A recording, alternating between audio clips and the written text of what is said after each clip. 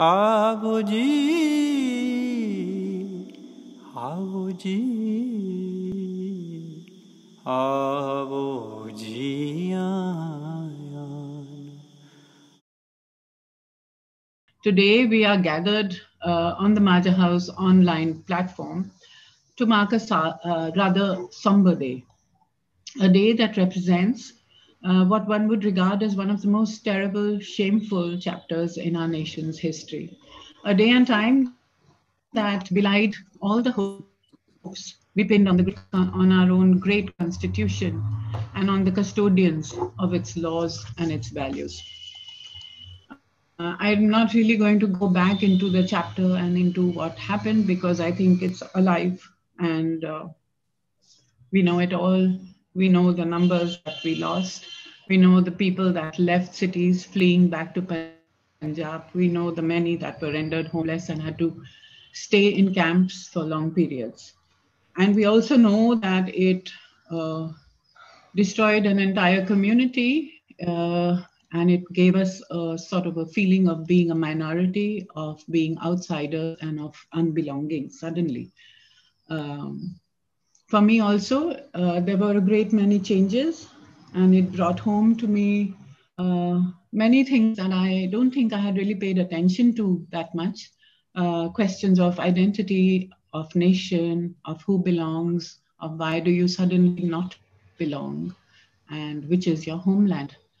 It is because of that I regard 1984 and what happened in the 3 days. I had lived for many years in Madhya Pradesh, having grown up there, studied there, and then schooling in Masuri and then back in Delhi. But this was the moment for me that seemed that I had become part of a minority community. It was also a time that tore communities apart in somewhat the same way that partition had done. And you often heard uh, this kind of aligning of partition and what happened there, and the violence and brutality that we had witnessed during 1984. Uh, a very visible, very successful, even dominant community, community that was, always seen and always heard, suddenly became minorities and they were transformed. Um, Farmers, landlords, business, army people, policemen, of whom my father was one as well. It seemed overnight that this concerted violence and brutality turned you into, what we were always told, that you're just 2% and you became a minority. As I said, I'd lived in Delhi for years. I had studied here and looked upon with suspicion because I remember we had just returned from Nagpur back to Delhi on a posting, and we were trying to find a house here. And made appointments to meet landlords. It just seemed to me that things became very difficult as soon as they came to know that we were Sikh. We did not even look the part, but of course, you have a surname. And it just seemed like people turned you away just because there was suspicion and there was this, you were suddenly being held to account as part of a community, as part of this, these people who had suddenly done something so terrible and who had to be looked at with fear and suspicion. I also remember was the time that we were trying to put our older daughter Gayatri into school here in Delhi, and we couldn't find a place for her. And of course, it is not because of the minority reason. It was mainly because it was mid session, and it was difficult to find a place. But what was strange was that for the first time we thought that, oh, we must look at an institution, a school. We must look at Gurmehar Kaur school. They would not turn us away. What made me change, what made me completely this thought even enter my head at that point, that this is what, this is my people, this is where I need to be, this is where I belong. So many people in those days, so many friends who we would meet would tell you about daily taunts about young men who were blowing smoke into their faces, of having to explain themselves and their beliefs and their faith. And it almost felt like you'd been abandoned by the state, because the killings were being described as something that was natural and something that was inevitable. The guilty were still free, and so many of them continue to be so, with just a couple of convictions. Our younger daughter Bani grew up listening to many of these stories around the dining table. And when my younger daughter Bani was at JNU, like I said, she was doing history, and she decided to do her dissertation on 1984. And she wanted to meet these people. She wanted to listen to the stories. She wanted to go and meet the survivors. And she went to many of these resettlement colonies, the widows' colonies, etc. And as this continued, she became silent and withdrawn. And I remember very well one afternoon, I opened her door and I found her sitting on the bed with listening to the conversations that she had taped and transcribing them and just crying. There were just tears rolling down her cheeks. And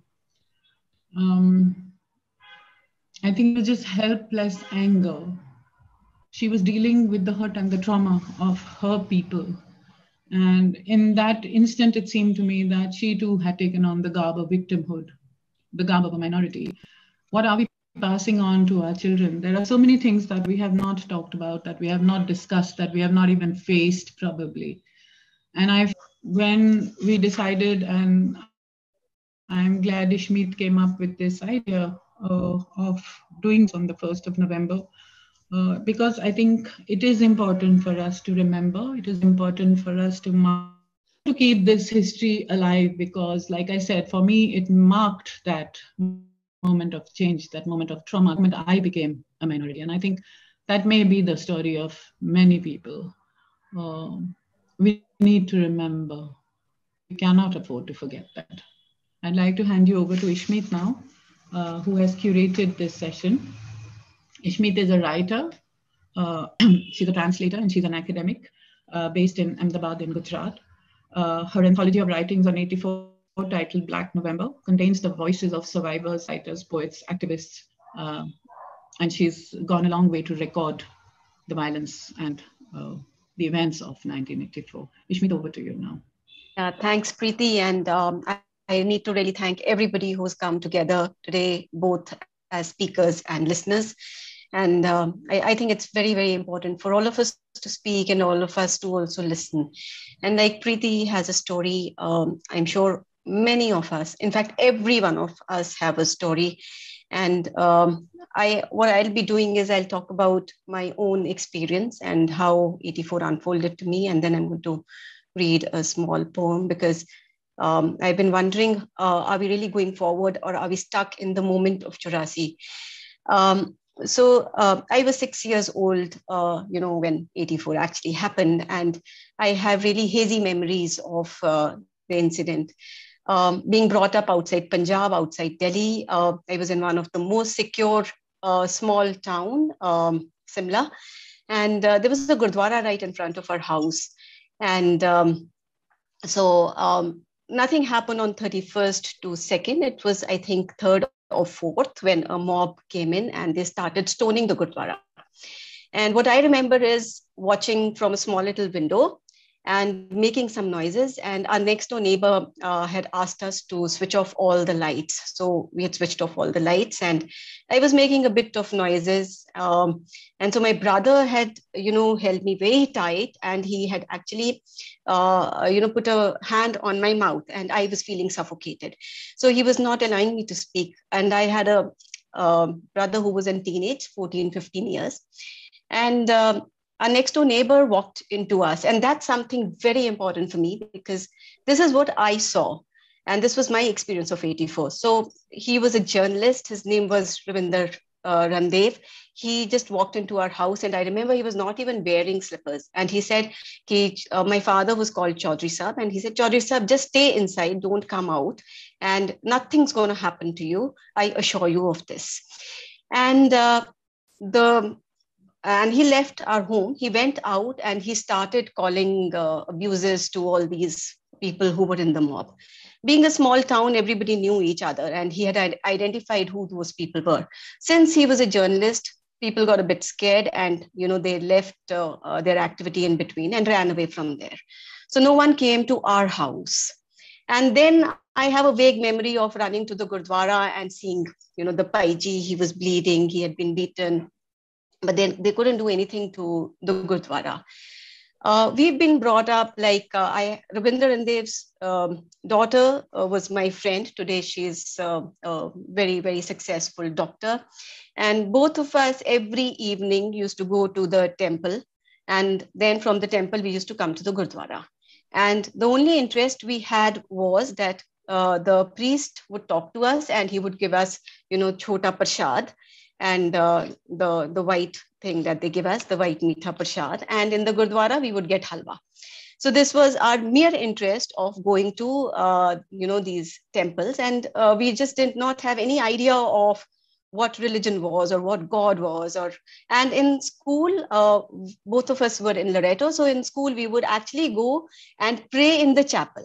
So our praying actually happened in the chapel because it was quiet. So I don't know what religion we belonged to. And so when I came to Gujarat, and it's at an age of 34 that, the identity as a Sikh or identity, I don't know even whether I relate to Sikhism even today. I really don't know. I do derive my strength, but I'm not sure because I believe in almost everything. So when I came here, there was a student who had married, who was a Muslim girl and had married a Hindu boy. And she talked to me about her affair. And then she told me how, during the Godhra violence, this boyfriend of hers had worn a cap and come to see her if she was fine or not. And he came to visit her in a house where there were 55 people housing together. So this Hindu boy comes in and sees whether, she's safe or not, and then goes away.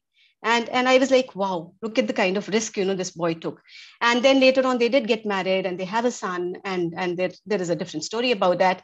And so this was my query where I thought, let me write about some kind of stories. Let me bring literature around these incidences. And this is when I spoke to my father. And my father happened to say, nobody wrote our stories. Where is literature of 84 for us? And that was the moment for me. And I tried collecting a lot of other stories too, but people wouldn't talk to me. People wouldn't confide in me. And I was immediately the outsider. And so I went back to so-called my people and I started collecting their stories. And that's when I also feel a dearth because I felt not much justice was done to 84. Not many people were writing. And then another question was, what are we to write? Are we going to keep playing the victim card or what are we going to write? Yes, I mean, nobody can deny, we've been victimized, but where are we going to take this? And then a very important question was coming to me. Like I asked my father, when my father talked to me about so many other things, which I never knew, he talked to me about how his friends had behaved with him in his office, how he had to walk on the railway track to reach home to save himself, how for about 4 days he did not go to office and maybe almost a week or so. And when I asked him, where was this narrative all the while? I mean, you've never talked to us about this. So my father said one thing. He said, you had a beautiful narrative that friends come and save you. Your neighbors come and save you. I did not. That was your experience. You had to learn from your experience. I did not have to contaminate your innocent mind with stories of how people can also hate you. And at 34, I get to know other stories, but that was an age when I could handle those stories. So I decided, and I talked to a lot of friends, and Rachel Bari is with us here. She's been one of the moving strengths for me to do this anthology. And I talked to her and I talked to so many other friends, and I was talking to them, telling them that we are going to write stories of strength.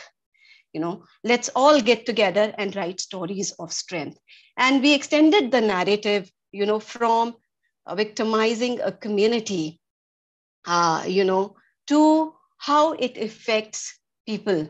We moved from community victimization to human rights issues. And that's what we brought in common people. We brought in stories about girls. We brought in stories about, friends saving each other, and how in a situation of violence, there is a threat not just to one community, but to all communities, because we are inclusive society. We may seem to be divided, but we all live together. And people like us who are in Indian diaspora, who have no sense of Punjab or who have no sense of their own religions, I think we can never live with single identities. We live with multiple identities. And so how do we look at these issues? And 84 doesn't seem to have stopped anywhere. It's not just about closure. It's about that it is continuing in various ways even today. And one another dilemma which I often face is that I do come up as an insider's face, because I also have my own story to share. And the dilemma that I face times and again is that you as a Sikh is identified as somebody extremely benevolent, extremely kind, people coming in serving langar at various times, helping people, helping others around. And in no time, in times of violence, the entire narrative changes. You become a militant, you become a Khalistani, you become somebody who is terrorizing the nation, right? You are the greatest terror to the nation. You become a Khadku. So where do we stand? And what I feel is that narrative is not ending anywhere, So where is the Khalistan today? Like, why are we talking about it in this sense? Why are we how come it has become, an abuse to all of us, right? And that's what kind of troubles me. I know I have limited time, so I'm going to, read out my poem and my thoughts, with the poem here. This poem's called A Chapter of Indian History. We are the living dead, skeletons of our past. Our bodies remind each one of you that we are a chapter of Indian history.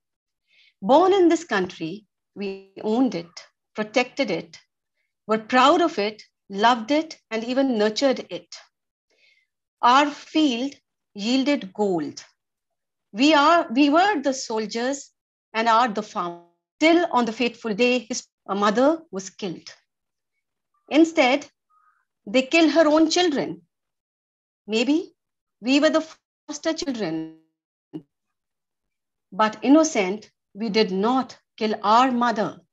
They called us militants, terrorists, and anti-national. They called us many names, and we became a stock of jokes for them. Then years passed. We lost our children to drugs, depression, and fatigue. A struggle for survival. They did charity on us. We needed involvement. They took mercy on us. We needed empowerment. They said they will be brothers to us. We said we needed justice. They said they will help us forget the dark chapter. We said we needed an apology. The fatal history is adding onto the dark chapters and prolonged years of injustice and indifference. With this, I now, I'll invite Sunil. So Sunil is a journalist, he's author, he's a social commentator, filmmaker, and a television producer. He's based in Delhi. His widely acclaimed Dastan Gory, very well appreciated, and it was performed across India. So over to you, Sunil. Yeah, thank you. 1984 is traumatic because for many people, for many reasons, some very obvious, but some things resonate with you and stay with you, like a hurt that refuses to go away, like a wound that refuses to heal. And my moment of reckoning in 84 came when the Sikh dry cleaner that I had in Nizamabad West, where I was staying at that point, I found him lying, bleeding, broken, left for dead in a ditch in Nizamuddin West. And I remember my friends and I scooped him up, took him to Mulchand, literally for repairs and for stitching and for surgery, which he needed very badly. His limbs were broken. He was not in a good way, and it was not a very happy space to be in. And to date, it's been what, 40 odd years? I can't look that man in the face. He was a youngster. That was in 84. Cut to when India was celebrating 50 years of independence. I was writing as I was working as an assistant editor with Outlook, and I was doing a cover story on the Indian partition and partition memories. And this really broke my heart because I found myself with a Sikh family in, was it Patel Nagar or was it Rajendra Nagar? Yeah. And this lady, her entire family, her father, her mother, her cousins, her sister, her brothers, her uncles, her aunts, was slaughtered in front of her. And the father ritually slaughtered all the daughters. He decapitated them with a sword. This girl ducked. So the father's sword hit her on the head here. So to date, she has a scar which runs across the center of her head. And this girl lay in a heap of dead bodies and she passed out.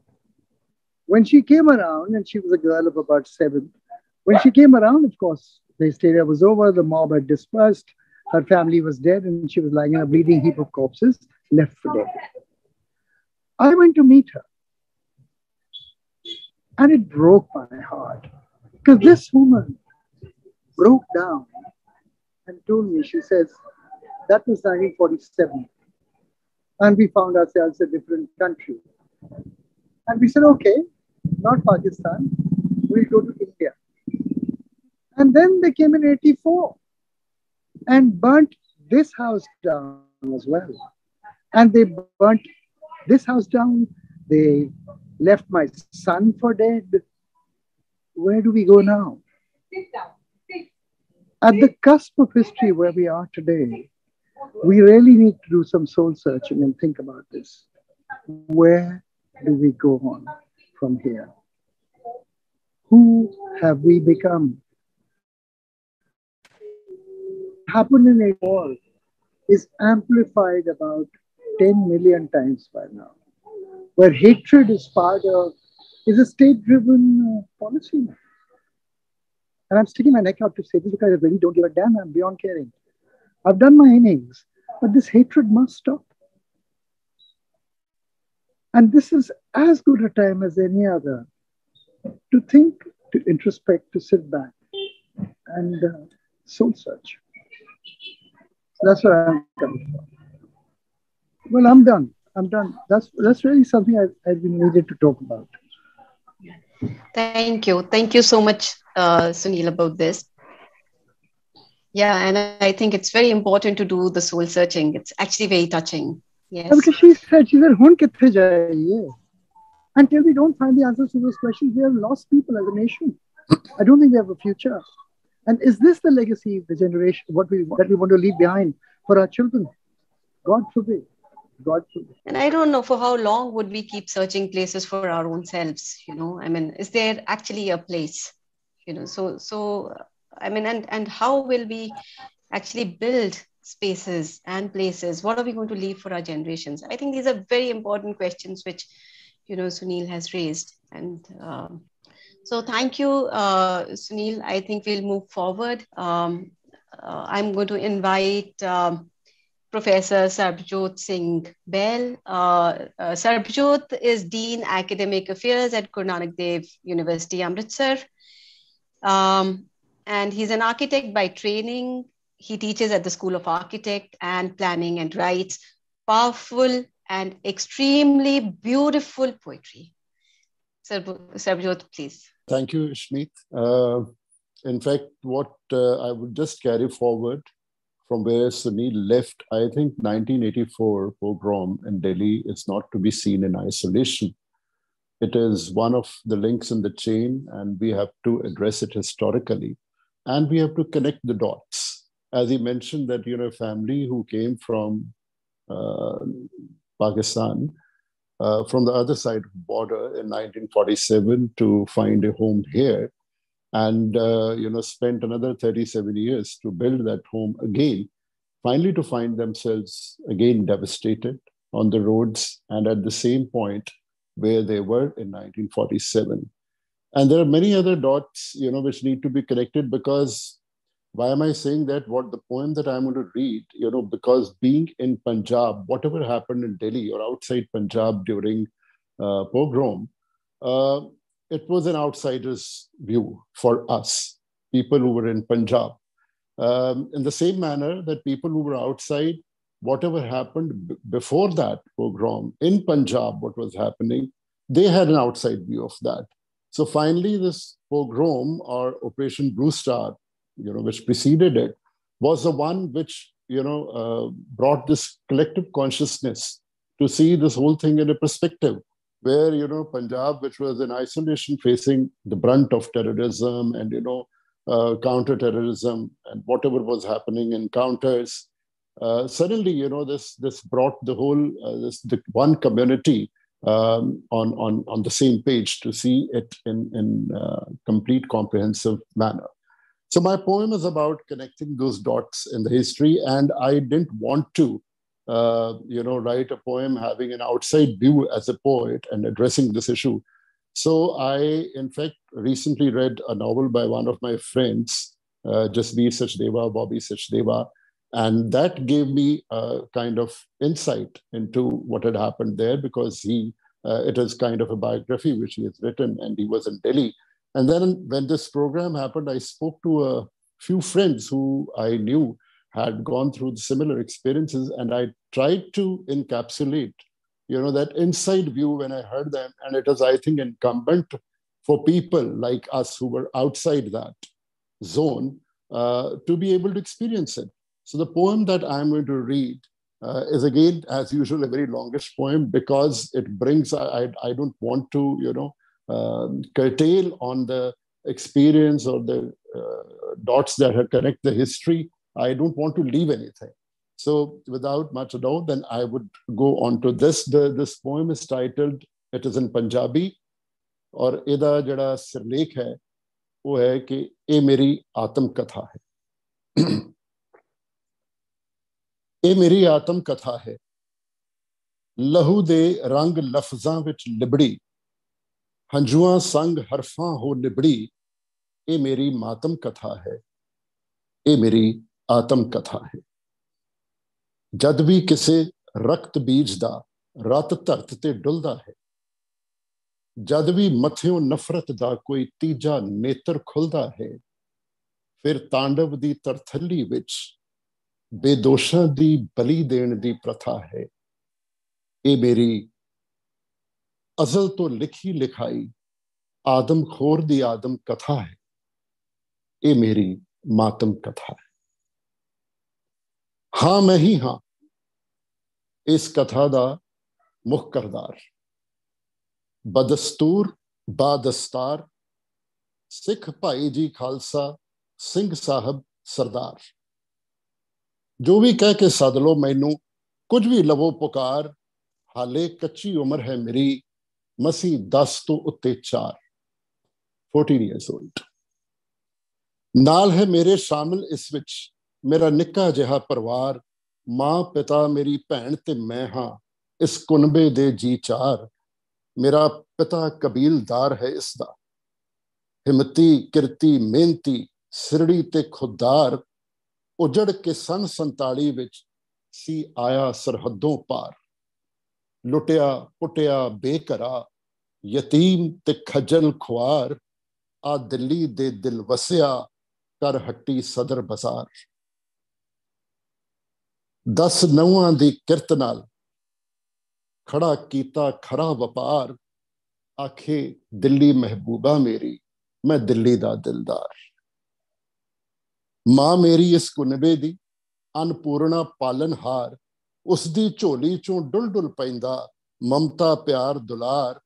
ਸਰੂ ਜਹੀ ਸੀ ਕਦ ਕਾਠੀ ਉਸ ਦੀ, ਪਿਛੋਕੜ ਪੋਠੋ ਹਾਰ, bill ਨਾਗਾ ਮੱਥਾ ਟੇਕਦੀ कोई दिन होवे कोई वार, भला सरबत दा मंगदी सीसगंज दे गुरुद्वार। भैन सी मेरी 16 दी, झल्ली ना जाए नुहार, मां वर्गी सी कद काठी उसदी, लम सलमी मुटियार। ए सी साडा निक्का जिहा एक संपूर्ण सुपन संसार। फिर आया चोर 84, लै बुक्कल विच कटार, सन ला के ढा गया मेरा साहिब दरबार। उस काले कारे नू आखता ऑपरेशन ब्लू स्टार। उस काली बोली रात नू जद तारा पै गया नीला, पिता दा मुख सी लाहा लोखा, पिता दा मुख सी लोहा लाखा, मां दा रंग सी पीला। एक नागण दे डंग ने कीता सारा जग जहरीला। एक चखड़ झुलिया कर गया हरमंदर तीला तीला। फिर चुमासा लंघ गया पर अग न होई ठंडी, लुइयां आंदरां दे अंदर जाग पई फिर चंडी। फिर खंडित हरमंदर दे रोह विच खंडा कोई लहरा गया, ते साल 84 दे अस्सू विच भाना एक वरता गया। फिर दिल्ली दियां गलियां विच मच गया हाहाकार, एक हल्ले पूरी कौम नू करार दिता गद्दार। एक किन्ना क वड्डा रुख सी जो हिंद दी धरत हिला गया, एक किन्ना क वड्डा रुख सी जो हिंद दी धरत हिला गया। कि ओ हिंद दी चादर तेग बहादुर बाबा बोड़ भुला गया, जेड़ा उस धर्म दी खातर अपना सीस लुहा गया, जिस दे अनुगामी आ गए सड़कां ते लै हथी अग हथियार, ते आख रहे सी वड दिओ बचे ना कोई सरदार। उस दिल्ली दे चौंकां विच ओ चुन चुन रहे सी मार, जिथे गुरु ने तिलक जंजू लई सिर दिता सी वार। हिंद दी चादर चीर के उन्हां करती चिथड़े चिथड़े, असी सिंह साहब तो हो गए मार मकाउणे सिखड़े। हटियों घर दे राह विच मैं इको थाएं रुक गया, वेख आउंदी वैशी भीड़ नू साह मेरा सी सुक गया। मैं चांदनी चौक चो भजया जा सीसगंज विच लुक गया, कट्ठी हुई भीड़ बाहर साडे मंग रही सी सीस। अंदर नौवें गुरु दी तस्वीर दे शीशे पै रही सी चीस। जिस जिस दे मुंह लहू लगया ओ वैशी पागल हो गया, हर बशर दरिंदा हो गया ते शहर सी जंगल हो गया। सज्जन सज्जन होए फिर ठग सी ते भगत भगत सी कोडे राखश। सज्जन होए फिर ठग सी ते भगत सी कोडे राखश। खून दी होली खेड रहा सी जगदीश जगदीश बन हरनाकश। खून दी होली खेड रहा सी जगदीश बन हरनाकश। कोई नरसिंह ना प्रगटिया ते ना कोई अवतार, तरकालां रातां हो गईयां रिहा हुंदा नर संहार। मैं मुंह हनेरे निकलिया कट पहर रात दे 4। मैक्सवैल परेरा अफसर ने जद कढ़िया सानू बाहर। मैं डिगदा ढैंदा तुर पिया वेखड़ू घर पार। मैं डिगदा ढैंदा तुर पिया वेखड़ू घर बार। पर वो सुक्की अख नाल वेखण वाला मंजर नहीं सी। एक अन्ना बोला खोला खड़ा सी, घर नहीं सी। फर्श ते पिता दी पग सी, सर नहीं सी। मां दे सिर दे चीर विच सी चिट्टी एक लकीर। अत्थर सी पथरा गए नैणी बाजों नीर। सी भैन गल संधूरी चुन्नी पाटी लीरो लीर। ओदे मूँह ते नख नहुंदरा ते कंड सी किकर करीर। मैथों सही ना जांदी ए पहाड़ दे जिड्डी पीड़। मेरी छाती छलनी कर दिओ मेरा सीना देवो चीर। 47 तो 37 साल बाद असी होए सां मुड़ आबाद। सानू सन 84 कर गया मुड्डों सुड्डों बर्बाद। अपने ही हम वतना हथों एक ऐसी हुई तकसीम मां अपनी मां दे वांगर विधवा, मैं पिता दे वांग यतीम, ते फिर रिफ्यूजी कैंपां दे असी मुड़ तो होए मुखी। अज फिर है सन 84 उत्ते पौंखा 37 साला। अज फिर 37 साल हो गए ने 84 सन विसाखे नूं। अज फिर है सन 84 उत्ते पौंखा 37 साला। अज भी मेरी भैन मारदी घर नूं अंदरों ताला। देख दिवाली दे दीवे मेरा रंग पै जांदा है काला। उदों दी मेरी मां भी हुण रहिंदी है सुन मसुन। अज भी जुड़ियां उंगलां नाल बिना सलाइयों सुपने रही है बुन। 37 साल ने लंघ गए उदी खत्म ना होई उन। हले भी सुकने पा देंदी है ला पिता दी पग नूं माया। ते आथण वेले आखदी मैंडा सिर दा साईं ना आया। जिस एक हंझू ना केरिया ना नैणी रिड़किया लून। जिदा खून बर्फ सी हो गया वेख साईं दा खून। ओ 21 जून हंडा रही 1084 जून। ये संदीवी संताप है, ये सदीवी संताप है। ये मेरी विथया दी व्यथा है। सर्पदोष दा सराप है। ये अजलों आदम कथा है। जिंद पीड़ पींदी चुपचाप है। ये मेरी आत्म कथा है। इस विच ना वैण है ना विरलाप है। ये मूक मातम कथा।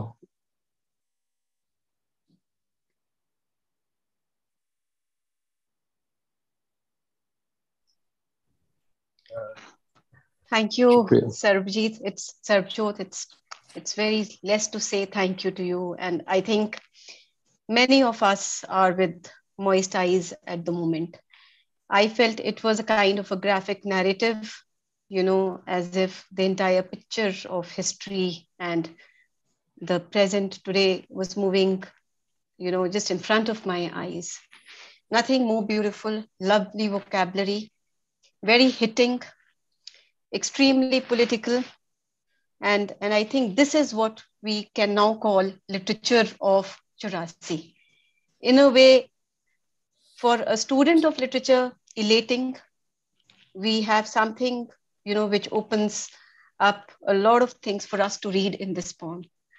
I think if we got to read the narrative, this poem can be one full composite piece. Thank you, Mirbani. I don't know how to thank. Yeah. Kanwaljit Deol has actually joined us, and I'll invite her now. She joined the Indian Police Service. She served in Goa, in Delhi, in Arunachal Pradesh, and many other places. She was also on deputation with the National Human Rights Commission. Thank you. Thank you. Well, I was posted in Delhi at the time in 1984. And but I was about nine months pregnant. I was to have my daughter then. And I was planning to go on leave on the 31st of October. She was due in November. And of course, we all know the events of 31st of October. As a result, all leave was stopped. And even though I was to go on maternity leave, that was also stopped. So I was not allowed to join duties though, because I was not really fit to join duties. But I was in a position to be a witness to everything that was happening. Of course, the whole events were so disturbing and were so troubling. But there had been a lot of events leading up to it, which were equally troubling. So all these things were within my mind, and it was very difficult for me to, to sort of be able to express all that was happening. So I made notes for what eventually turned out to be this book, The Year of the Hawks. And I continued during my career to speak to various protagonists, including military officers who had been in Operation Blue Star, and including being a part of the interrogation of some terrorists. And as a result, I just kept on filling in all the details. But I waited to retire in order to finally finish the book and make it into a whole. And the book takes the events of Punjab from 82 onwards to 84. And it's set both in Punjab and in Delhi. So it covers the entire thing. And I mean, it was more like I wanted to make sure that these things were never forgotten. And therefore, I wanted to put it down in black and white. I will read a few excerpts from the book which relate particularly to 1984. That is the book, The Year of the Hawks. So I have marked some passages. I don't want to just read from beginning to end, so I will read bits of it. The protagonist from Punjab is a young boy called Farid, and he is moving at this moment towards Delhi.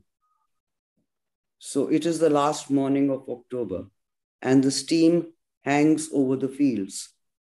Soon the mustard will spread yellow as pollen over the countryside, and the grass will freeze at dawn. At dusk, the smoke suspended in the street will smell of warm winter foods. Sarson da saag, khichdi, jawn di kheer, and afterwards, bed on a full stomach will be a warm tent in paradise. So he is moving by bus to come to Delhi. After innumerable delays, the bus pulls into Karnal late in the afternoon. Farid receives his first inkling of what has happened at Delhi that morning at the fruit stall as he buys a bunch of bananas for the old lady who shares his seat. "Oh God," she says when he tells her, "what's to happen now?" A man at the back has a transistor and holds it up with its aerial thrust out of the window. There is a soft, slow music and a lot of static, but no news. Before Panipat, a felled eucalyptus trunk brings the bus to a halt, and half a dozen village boys with lathis clatter up the steps. Farid feels the old woman move by his side. "Get down," she whispers urgently, and then her shawl is over his head, draping his turban and face, shutting out the world. He hears the driver's voice rise in alarm, for they have taken hold of the Sikh conductor and are trying to drag him out of the bus. The passengers rise in their seats to protest, and the driver guns the engine. Then the bus is off the road, bumping and leaning, churning up the berm, shedding the boys like flies. Farid, extricating himself out of the shawl, is in time to see the last fall backwards like a stuntman, and the conductor, buttoning up his torn shirt, shaking his head as if trying to clear it of a fog. Another protagonist is moving from Banaras with her old father, whom she has taken to Banaras as a pilgrimage, and is bringing him back to Delhi. This is also by train. This is Farid is moving by bus. They had heard in Banaras about the assassination, and the late city edition of the newspaper she had bought on the platform said it was Mrs. Gandhi's Sikh bodyguards who had shot her. But so absorbed had she been in the task of getting her father back home that something like this had hardly passed through her mind. The door shook violently again. It was impossible to think with the racket. Sliding it partially open, she started, "What the?" But they wrenched the handle out of her hand, and in a trice, the little space in the coupe was overrun with men, sticks, rods. They looked under the bunk and were gone, but she had remained for a long time stuck against the corner, as if those few square inches were all that were left for her.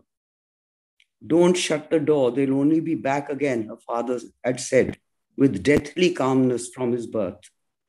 On the platform, a crowd, scores of men, were beating up two Sikhs dragged out of the train. Down the corridor, they were trying to break down the door of the bathroom, shouting to the Sardar they knew who was in there to come out.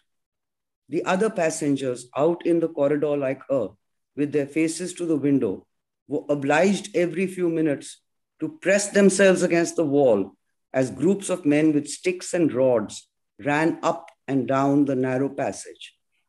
One passenger, a man in his 30s, was struck with a cycle chain across the back of his head for not being quick enough to move. I'm a doctor, he mumbled, lurching backwards into his apartment with the blood streaming from him. Outside the bathroom, a boy with thick spectacles was pleading with the crowd. "It's my mother. She's in there. My mother's in the bathroom." "It's not allowed to go to the bathroom at the station," someone pushed him. Despite the nausea that rose in her at the thought of being there in that cramped rectangle of space, she was pushing through and saying in a high-pitched whinny that was not her voice, "There's a lady in there, this boy's mother. Why are you trying to shame her?" "Let her say something then. Let us hear her voice." The man had a red rag tied bandana style across his forehead. "Mother," the young boy put his mouth to the door. "Please speak. Say something." There was silence. Then a breathless squeak. "What am I to say? I am very scared," came from inside. The situation stood poised. There were degrees of doubt and satisfaction on their faces. But outside, the hubbub increased. A new victim had been found. "Let's go," shouted the red bandana, and they thumped out the door. "Who's in there?" Ambika asked the boy. His eyes looked eloquently at her through their thick glass panes. "You better get him out, quick. Someone else is bound to come along." The clatter of another train arriving, slowly shrieking to a halt, the mob regrouping to receive it. On the platform lay 4 bodies, 4 abandoned rag dolls. She just had to look, slow and long, in a vicious, deliberate way, creating the stuff of future nightmares. As she watched, one of them, a Sikh with an army uniform shirt half buttoned over his pajamas, twitched a finger. She ran out, then back to the coupe for a shawl, forgot what she'd come for, and heard her father mumble something about Lahore. He was trying to sit up, and she had to stop to help him. His hand gripped her like a talon. "Under the pillow," he said urgently. "My gun." She freed herself and left him. "The cartouche," he was saying, "the cartridges." Then, what is happening at the moment in Delhi? Because we go into the further story of what happens. What is happening? The Farid is dropped outside Gurdwara Majnu Ka Tilla, which was still under construction at that time. And it is on the approach to Delhi. On the 3rd day, and then they defend the Gurdwara against attacks from the slums. On the 3rd day, Shera says he is going to make a break for it after dark. He has friends at the Bangla Sahib Gurdwara who can look after them till the danger is over. Farid agrees to chance it with him. They make it to the interstate bus stop without incident. The roads are deserted. A solitary rickshaw man whom they approach for directions is more scared of them than they are of him. Their confidence grows. The city seems under control, but they can still be picked up for violating curfew. So they keep off the main roads, winding their way into the lanes of Kashmiri Gate. It is a mistake, for neither knows the city, and in the lanes there is no curfew. Where can the people who live on the streets go? As they circle around in the mesh of streets, they see not a single turban. Increasingly sensitive to the eyes watching them from the corners, from recesses below staircases and balconies, faster and faster they walk, till in response to a collection of small sounds behind them, they break into a headlong run. Immediately there are cries behind them, people calling, the sound of running feet. The alley they run into is blocked by a rickety gate topped with barbed wire. Khoon ka badla khoon. It is the same cry for blood, the battle cry of the slum dwellers. And it comes from so close behind them that as one body, they push the gate till a gap appears and they slip through. Inside, though, they are silent as the breeze. A sentry steps suddenly out of the shadow of a creeper and points a gun at them. Halt, he shouts in military fashion. Who are you? So anyway, the story continues, and we see what happens in Delhi as a result of this. I can't keep on reading everything. These were not riots. We all agree they were not riots. I got a ringside view. I even managed to put a little cameo of myself in the book because a pregnant woman manages to stop some attacks on Sikhs that had happened with me. The whole aspect as far as the Delhi police were concerned, it was a shame for me that I belonged to that force at that time. But it had been also members of the Delhi police who had shot the Prime Minister. So the Delhi police was on the back foot right from the beginning. And it took them so much time to be able to even record FIRs, to do some modicum of justice. When the recording of FIRs, etc., was so poor at that time, to expect that there would be justice and people would be hanged for those murders at a much later date is something anybody who knows the law realizes the difficulties of. That is all I really have to say. I'm quite open to answering any questions or anything. Thank you. Yeah.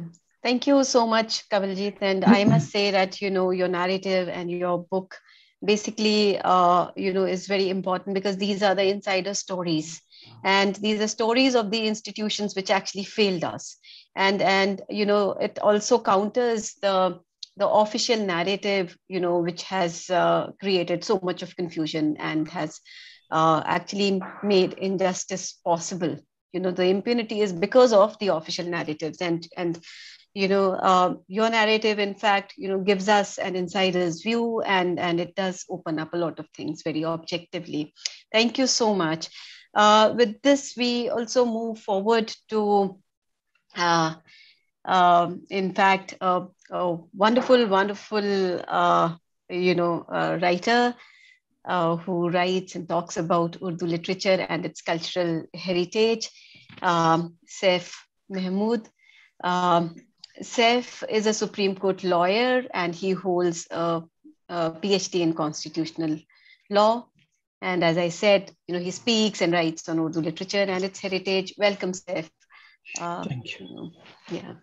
Thank you. Thank you very much, Ishmeet. And in fact, while you were just speaking before this and you said that you don't even know if you identify yourself as a Sikh, I was reminded of Manto's famous words when he was crossing over the border. Pran, his best friend, told him कि भाई तुम ऐसे कौन से मुसलमान हो? तो उन्होंने कहा कि इतना तो हूं कि मारा जा सकूं.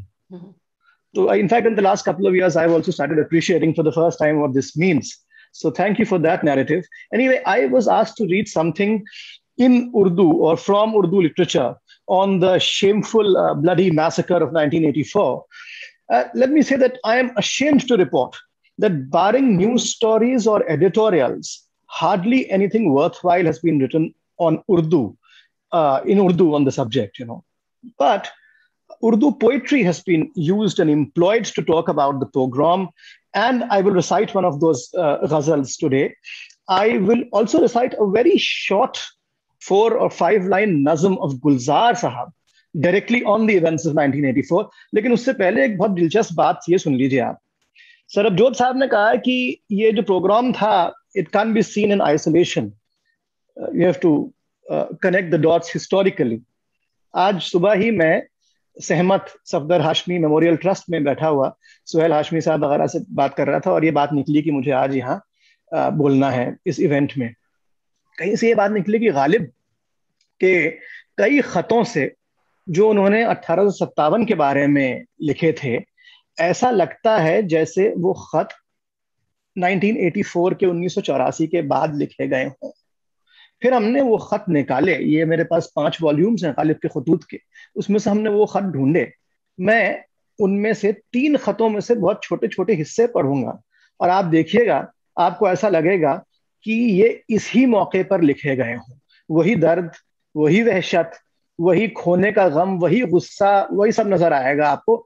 And as the letters progress one after the other in terms of time, you see not only how, you know, such events affect our minds and hearts as time passes, but also change the topography of the city with every passing year. ये पहला खत मैं पढ़ रहा हूँ, ये मौलवी अजीजुद्दीन को लिखते हैं Ghalib, and this is right after Delhi fell to the British forces, you know, after a bloodbath that lasted for 4 months in 1857. Sahib, कैसी साहबजादों वाली बातें करते हो. दिल्ली को वैसा ही आबाद जानते हो जैसे आगे थी. कासिम जान की गली मीर खैराती के फाटक से फतेहुल्ला बेग के फाटक तक बेचराग है. हाँ, अगर आबादी है तो ये है कि गुलाम हुसैन खां की हवेली अस्पताल है, और जियाउद्दीन खां के कमरे में एक डॉक्टर साहब रहते हैं, और काले साहब के मकानों में एक साहिब आलीशान इंग्लिस्तान तशरीफ रखते हैं. लाल कुएं के मोहल्ले में खाक उड़ती है, आदमी का नाम नहीं. मोहल्ले के मोहल्ले तबाह बर्बाद हो गए. अहले शहर की जमीयत में फर्क आ गया है, और ये हालत हुई है कि बस सब कुछ बहा के ले गया. आया था एक सैलाब सा. ये पहला खत है. ये फौरन 1857 के बाद लिखा गया है. मैंने खुद देखा है 84 में हमारे घर के सामने किस तरह से ऐसी बड़ी बड़ी नई बनाई हुई कोठियां पंचशील पार्क, पंचशील इनक्लेव में उनको हथिया लिया गया. जब लोग वहां से भाग के चले गए, द सिख ओनर्स, उनको हथिया लिया गया और वापस नहीं किया गया. तो ये जो ये कह रहे हैं कि वो मकानों में, फलास के मकान में एक साहिब इंग्लिस्तान तशरीफ रखते हैं, this is about usurpation of property. खैर, इसके कुछ महीने के बाद मिर्जा हरगोपाल तुफ्ता को लिखते हैं. अब जरा इसमें थोड़ा सा बदलाव देखिएगा आप, कि ये कोई ना समझे कि मैं अपनी बेरौनकी और तबाही के गम में मरता हूं. जो दुख मुझको है उसका बयान तो मालूम, मगर उस बयान की तरफ इशारा करता. अंग्रेजी कौम में से जो इन रूसिया कालों के हाथ मारे गए, उसमें कोई मेरा उम्मीदगार था, और कोई मेरा शफीक, और कोई मेरा दोस्त, और कोई मेरा यार, और कोई मेरा शागिर्द. हिंदुस्तानियों में कुछ अजीज, कुछ दोस्त, कुछ शागिर्द, कुछ माशूक. सो वो सब के सब खाक में मिल गए. एक अजीज का मातम कितना सख्त होता है. जो इतने अजीजों का मातमदार हो, उसको जीस्त क्यों करना दुश्वार हो. हाय, इतने यार मारे गए कि जब मैं मरूंगा तो मेरा कोई रोने वाला भी ना होगा. इन्ना लिल्लाहि व इन्ना इलैहि राजिऊन. ये खत लिखते हैं जून या जुलाई 1858 को. अब इसके 3 साल के बाद एक छोटा सा खत जरा ये और देख लीजिए, और इसमें आप देखिए कि और क्या बदलाव आया है. ये खत लिखा जा रहा है 3 साल के बाद, 23 मई 1861, और ये शुरू यहाँ से हो रहा है कि ओ मियाँ सैयद ज़ादा आज़ादा, दिल्ली के आशिक दिलदादा, डहे हुए उर्दू बाजार के रहने वाले, हसद से लखनऊ को बुरा कहने वाले, न दिल में मेहर व आजरम, न आंख में हया व शर्म. निजामुद्दीन सब खत्म हो गए, इनके दोस्त सब खत्म हो गए हैं. निजामुद्दीन खां कहाँ, ज़ौक़ कहाँ, मोमिन कहाँ. एक आजुर्दा सो खामोश, दूसरा गालिब वो बेखुद व मदहोश. न सुखनवरी रही न सुखनदानी, किस बरते पे तत्ता पानी. हाय दिल्ली वाय दिल्ली, भाड़ में जाए दिल्ली. یہ ट्रायोलॉजी है इन खतों की. बहरहाल अब मैं एक जो मैं जिक्र कर रहा था गुलजार साहब की नज्म का, बहुत छोटी सी नज्म है, वो पढ़े दे रहा हूँ. अभी सुनील भाई ने कहा, सुनील मेहरा साहब ने, there are some wounds that refuse to go away, ये उसी पर है. इसका नाम है अखबार. अखबार उठाया तो कुछ छोटी छोटी खबरें गोद में आन गिरी. डस्टबिन में फेंके हुए एक बच्चे को एक कुतिया ने 3 दिन तक दूध पिलाकर जिंदा रखा. फिर लोग ले गए. दिन रात वहीं पंजे से अब वो कूड़ा कुरेदा करती है. पासपोर्ट कमिश्नर ने दरखास्त से सर उठाकर पूछा, कोई तिल या मस्सा कोई तेरे बदन पे? जन्म निशानी कोई निशान जो मिट ना सके? चंद मिनट कुछ सोचा, फिर सरदार ने यकदम शर्ट उतारी. आग का एक निशान है सर जी, 84 का, ये मिट नहीं सकता. यह है गुलजार. और एक आखिरी चीज मैं पेश के दे रहा हूं. मैं अभी कुछ दिनों पहले डॉक्टर सलमान अख्तर से बात कर रहा था in the context of communal पोग्राम्स and massacres. और जानसार अख्तर साहब के साहबजादे, जो कि बहुत अच्छे साइकोथेरेपिस्ट हैं और बहुत अच्छे उर्दू और अंग्रेजी के शायर हैं, उन्होंने अपने वालिद जानसार अख्तर का एक शेर सुनाया जो मैंने नहीं सुना था उससे पहले. फिर मैंने जाके पूरी गजल देखी. गजल पेश कर रहा हूं. जमी होगी किसी कातिल का दामा, हम ना कहते थे.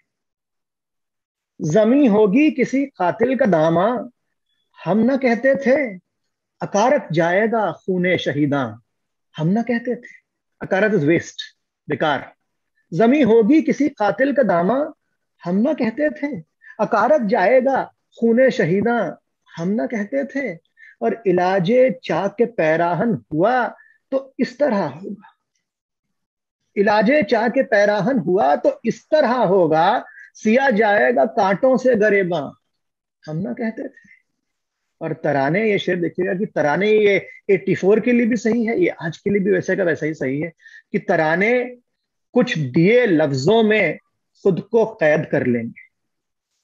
तराने कुछ दिए लफ्जों में खुद को कैद कर लेंगे. अजब अंदाज से फैलेगा जिंदा, हम ना कहते थे.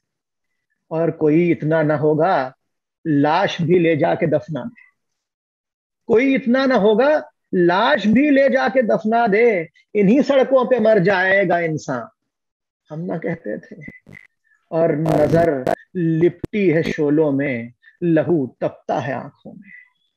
नजर लिपटी है शोलों में, लहू तपता है आंखों में. उठा ही चाहता है कोई तूफान, हम ना कहते थे. और आखिरी शेर लखनऊ के लिए है, लेकिन वो उतना ही सही है दिल्ली के लिए, 84 के दिल्ली के लिए इतना लखनऊ के लिए सही था कि छलकते जाम में भीगी हुई आंखें उतर आई. छलकते जाम में भीगी हुई आंखें उतर आई. सताएगी किस दिन याद यारां, हम ना कहते थे. ये साहब जानसार अख्तर हैं और ये लिखा गया था 1970s में. किसको पता था that he was prophesying about 1984. Thank you very much. बहुत बहुत शुक्रिया.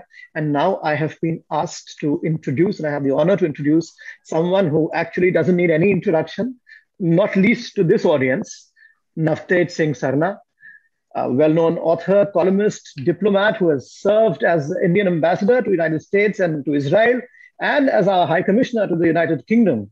A very eminent writer who has translated Guru Gobind Singh Ji's Zafarnama. And if I am allowed to add a personal note, ये एक शेर है ना साहब अकबर इलाहाबादी का कि पैदा हुए वकील तो शैतान ने कहा लो आज हम भी साहिब औलाद हो गए. एक बार मुझसे किसी ने कहा था कि ये शेर वकील पे नहीं है, वकील के बाप पे है. सो सरना साहब. शुक्रिया सैफ, और बहुत खूब सुनाया आपने. और जैसे मैंने कहा कि अभी आपकी किताब खत्म की तो ये खास मज़ा आया आपको सुन के. और दिल्ली में जो खून खराबा हुआ है, चाहे 57 में हो चाहे 84 में हो, आपसे बेहतर कोई क्या कहेगा. I was also in 84, like Kanwaljit Deol ji, I was also in government. And I did have personal experiences, but that's not what I want to talk about today. I would simply like to read a short story which I wrote 7 years later. And without any planning, the short story came out reflecting what Professor Sarbjot and Sunil Mehra have both said today in their poem and in the appeal, in the passionate appeal that Sunil put out, was how 84 is not in isolation, how partition and 84 have conflated in the souls and the hearts of so many of us who have either directly or through our immediately previous generation felt this connection. So this was a story which was written in 90 or 91 and was published then outside. And then it's called A Death in Winter. And you might see reflections of what Professor Sarbjot's poem when he says, Shahar Jungle Ho Gaya. So some of that may come in and some things. So I'll seek your indulgence in reading the full story because otherwise it won't make any sense. It's called A Death in Winter. It was on a yellow hot afternoon that we went to cremate my grandmother with a kind of heat that makes you wish fervently under your breath for a death in winter. Nothing, not even grief, makes much sense in that kind of heat. When the roads give off whiffs of steam and the frame of the car window makes red scalding marks on your sweating forearm. A death in winter would be so much more sensible and decorous. The ice under the body would not melt away so fast into meaningless rivulets. The flowers would last a little longer, and it would be altogether more sad. It would give a proper chance to everybody, the aunts and the cousins, sisters and brothers, to grieve. Nobody could grieve in that burning yellow afternoon. Not properly, I mean. Everyone was wilting by the time the black van pulled up at the gate. The driver got out, opened the back doors and waited, a doleful expression on his face. He had a rolled up handkerchief under his grimy white open collar. The sweat had drenched the handkerchief and was now coursing into his vest. I remember with a strange clarity the way the drops glistened on the hair on his chest as I pushed past him, holding the body by the legs. Unlike what one would have thought, it had seemed all too simple, cold, and mindless. Wrapping the white sheet around the body, putting it on the wooden stretcher, and then tying up the middle and the feet. There had been no protests from that once all-powerful body, not even a single murmur of dissent. I remembered my aunt telling me once that the old lady's beauty and strength had been well known in the frontier towns, where she had spent her youth before the partition of the country. And once, when a towering, fierce Pathan Tongawala had tried to abduct her, she had stood up in the Tonga as it rushed downhill and fought with him until she had snatched away his whip and brought the Tonga to a halt. There was no strength now in the dead heap, which we pushed away in sad, tired silence. Hurriedly, the driver shut the doors of the van, and my aunts and cousins muffled their sobs. There was not a whiff of wind that afternoon to stir the huge amalthas tree with its bright yellow flowers and dark brown rod-like pods, under whose shadow she had lived for 20 years.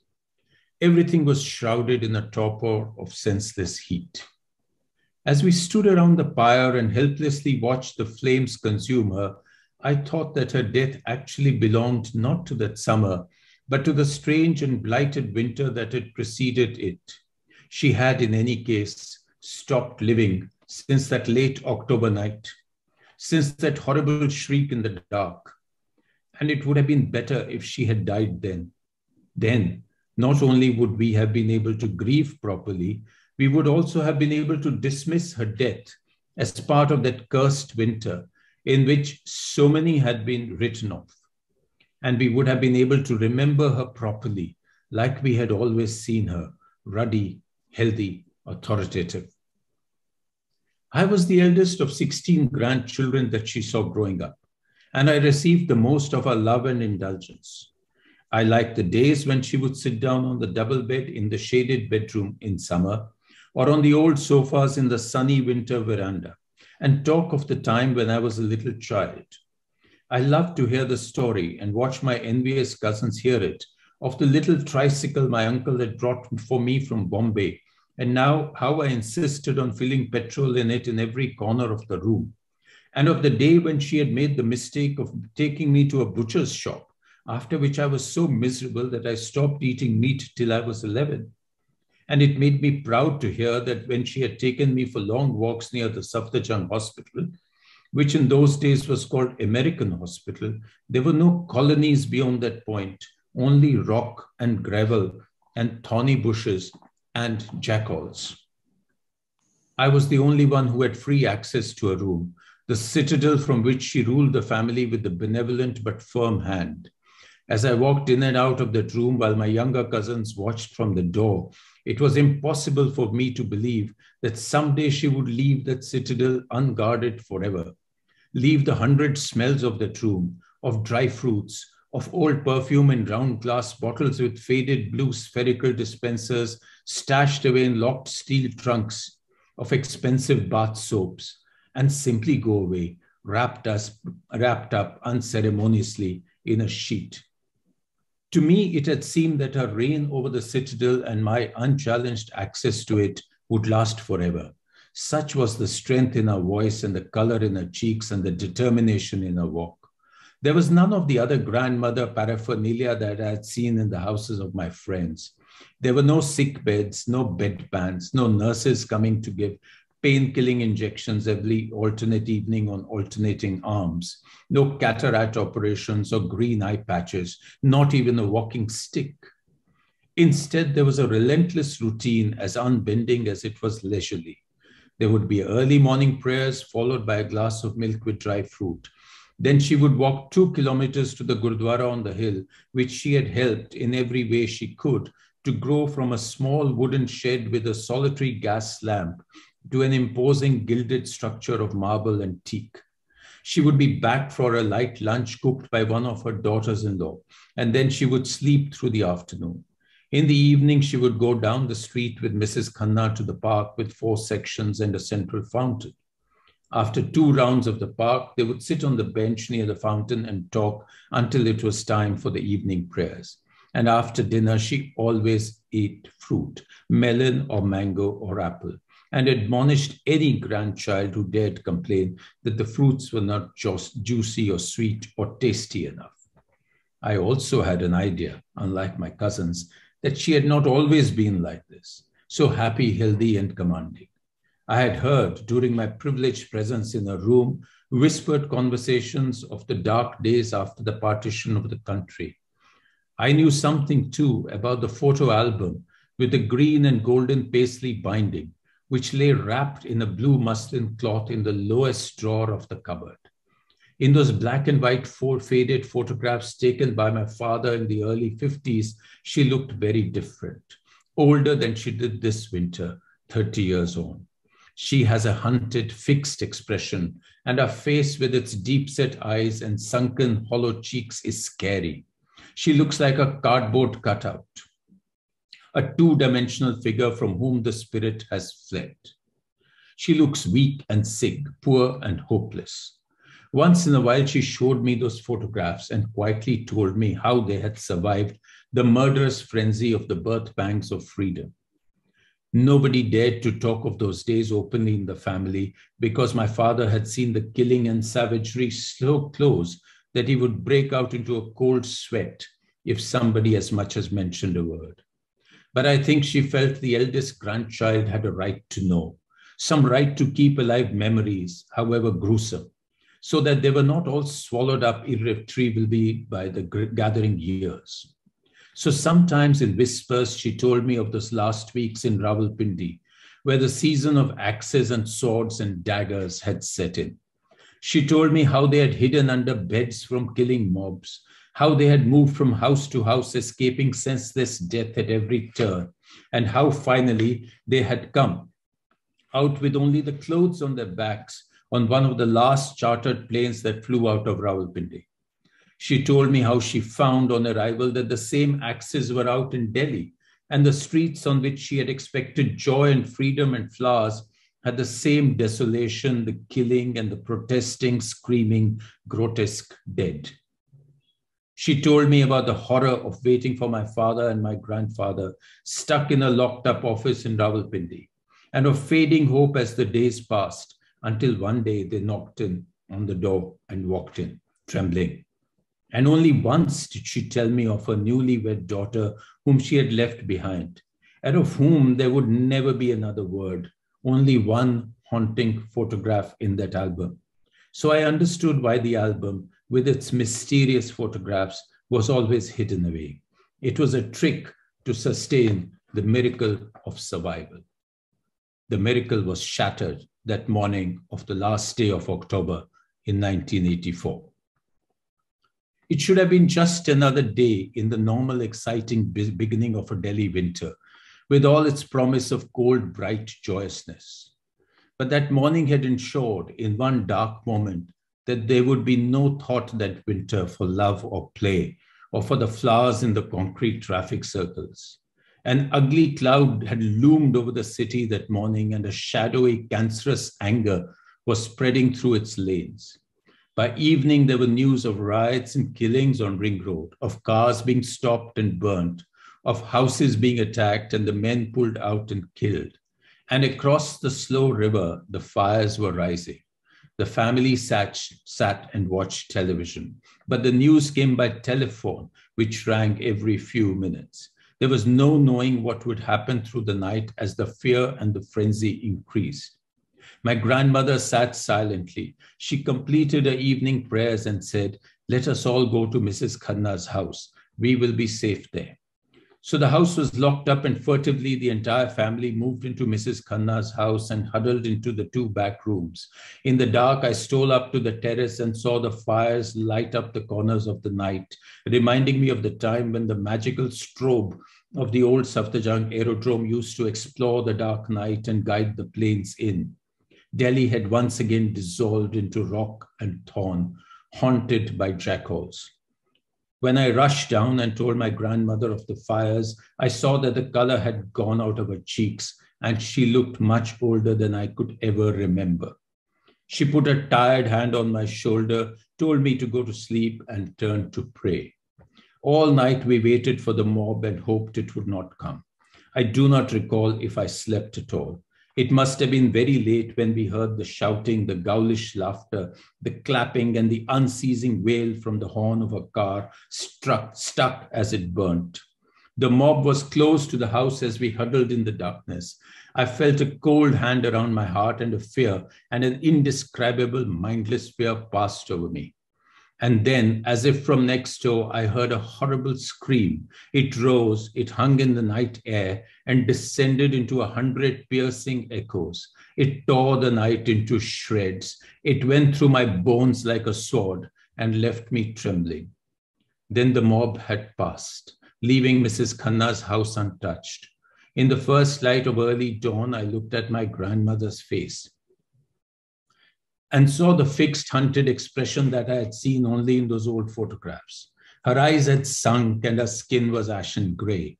She seemed to be in a trance, and I thought she was praying. But she was only repeating mindlessly, "They are coming again. Hide the children, everybody hide."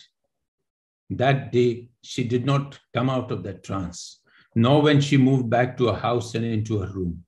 Her routine fell apart. There was no daily walk to the Gurdwara, and even Mrs. Khanna could not make her go to the park. She sat in her bed all day, looking endlessly at that single photograph of her lost daughter in the old album. "They took you away and they're coming again. This time you hide, all of you hide." Then 5 months later, when that cursed winter had turned into a yellow summer, she stopped breathing. It would have been much better if she had died in the winter, killed by that terrible scream. Thank you. Thank you so much, Navtej. I think this is an amazingly chilling story. I still have some goose flesh, and thank you for doing it. I mean, it's extremely beautiful. with this, I invite Professor Rachel Bari.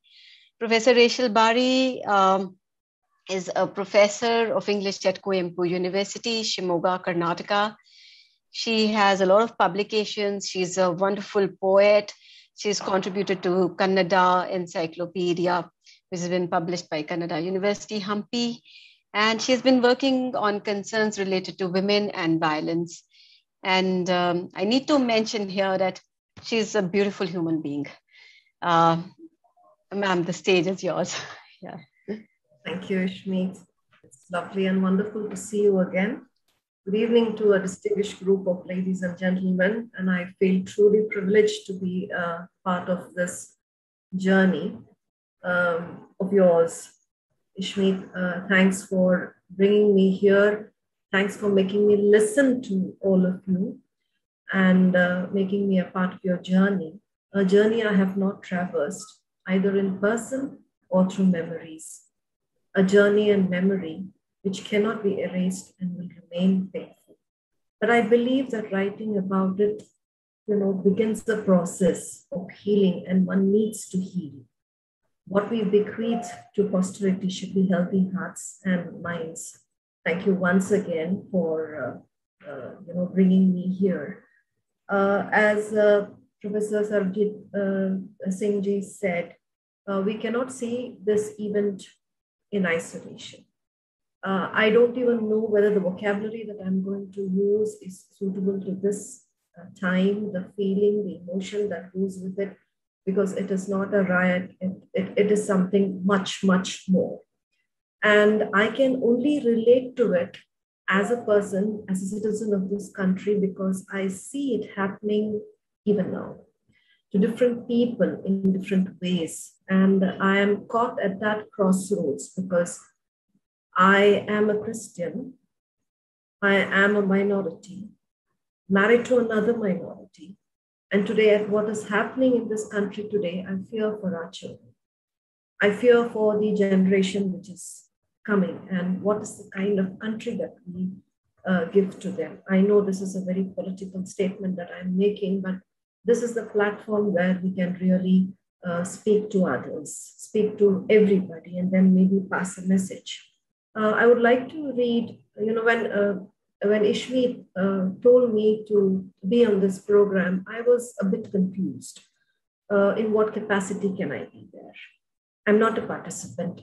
I've been so darkly oblivious to what was happening in the northern part of India, having lived in South India all my life. And the only experience that I've had was on October 31st. I was a final year BA student, and we had gone for a picnic, and we heard the assassination of Indira Gandhi, and we had to come back, and there was all chaos everywhere in a small town in Shimoga. And after which, of course, we've heard a lot of things happening here and there, but I have never witnessed anything. I've not been a participant anywhere. As I said, so darkly oblivious to what was happening. It's only after I went to Gujarat for a 2-year deputation, met up with Dr. Ishmeet Kaur, an equally wonderful human being, who really opened up this world of pain to me. And I realized that as an Indian, we ought to know what is really happening in this in this country. And when she asked me to write for her, as a student of literature, all I could do was maybe contribute in terms of an imagination, a story. I write as a woman and I write as a mother, because as I said, I fear for children who come tomorrow. And my short story is titled, It Doesn't Matter Either. It's in this wonderful book brought out by Ishmeet. And it's about the rape of a young girl. And I've written about it from 4 different perspectives. That of the parents, that of the victim, that of the reporter, and that of the policeman. So these are 4 systems, ideas, emotions, intellectual, ideology that is there within what I wanted to say. So I'll just read small portions of it. She was 18, young and beautiful, With her fair, chubby, cherubic face, she was the adored one in the family, just me. The corpse in front of them was not her. She could not be dead. Not like this. Her mother approached the body and slowly removed the white cloth over her face. She shrieked. Her husband, old and distraught, came and sat at her side. His old eyes could only see the bloodied face of his daughter, if at all it was his daughter. And when the policemen, take away the body, they say, "Where are you taking the body? She needs to be cleaned. Gurudwara, cremated properly," said the distraught mother. The smirk on the face of the policeman was open and mocking. "Cremation? We will give you what is left of this body." The old man and woman watched the body of the beloved child being dragged away like an animal. The old woman's motherly instincts and years of fear and protection brought her to her feet, and she ran after the cart when she saw that the wind had lifted the cloth. The coolie hired to drag the cart stopped, confused. The policeman pulled the woman back. She only said, "Cover her, cover her." The policeman guffawed at the old woman. "She is dead, woman. You can cover her when you cremate her." The next portion is actually the experience of the girl herself, where she tries to escape the mob and she turns into an alley and she trips over somebody there and she thinks that somebody is going to help her, and we don't know what happens. The next scene is she waking up in the police station and she has been raped and she has a broken knee and she's unable to sit up and talk and respond in any way. The third aspect, the third perspective is that of the reporter who wants to report on what has happened. And, he talks to the policeman and he wants to know, "Plotters?" he asked. "Arey Saheb, what do we say? They were running. We caught them. How can you trust anybody nowadays? And turbans of all things. We have orders, you see." And the girl? She was with them. We recovered bits and pieces of papers from their bodies. She had a few tucked, where, but we took them. And for the reporter, it's a dilemma to write whatever he has seen. But he begins by saying, the year 1984 will go down in history as the worst year in India. The final perspective is that of what happens in the police station when the whole episode has taken place. And the evening shift was special. They were gloating over their prize, and surely they would join the ranks of loyal people. Fewer sirens and fewer orders with fewer words. They were sipping their streaming chai from broken porcelain cups. "You seem to be satisfied," said one. "Yes, for now." "She was easy, wasn't she?" "Yeah, how could it not be? She broke her knee. Where would she go?" A cynical smile was the only response. "Was she with them?" "Oh no, she was returning from tuition. I see her every day. She lives across my street. When the riots broke out, she came running to me for help. I helped her." The smile which spread over his face was lecherous. "She tripped over me in the alley where I was hiding. I helped her." He remembered how he had seen surprise and fear in her eyes as he had torn her clothes. He had heard the click of bone breaking as she tried to knee him when he broke her. But she is sick. Who cares? In these times, it doesn't matter either. As I said, I write as a woman, and I write as a mother.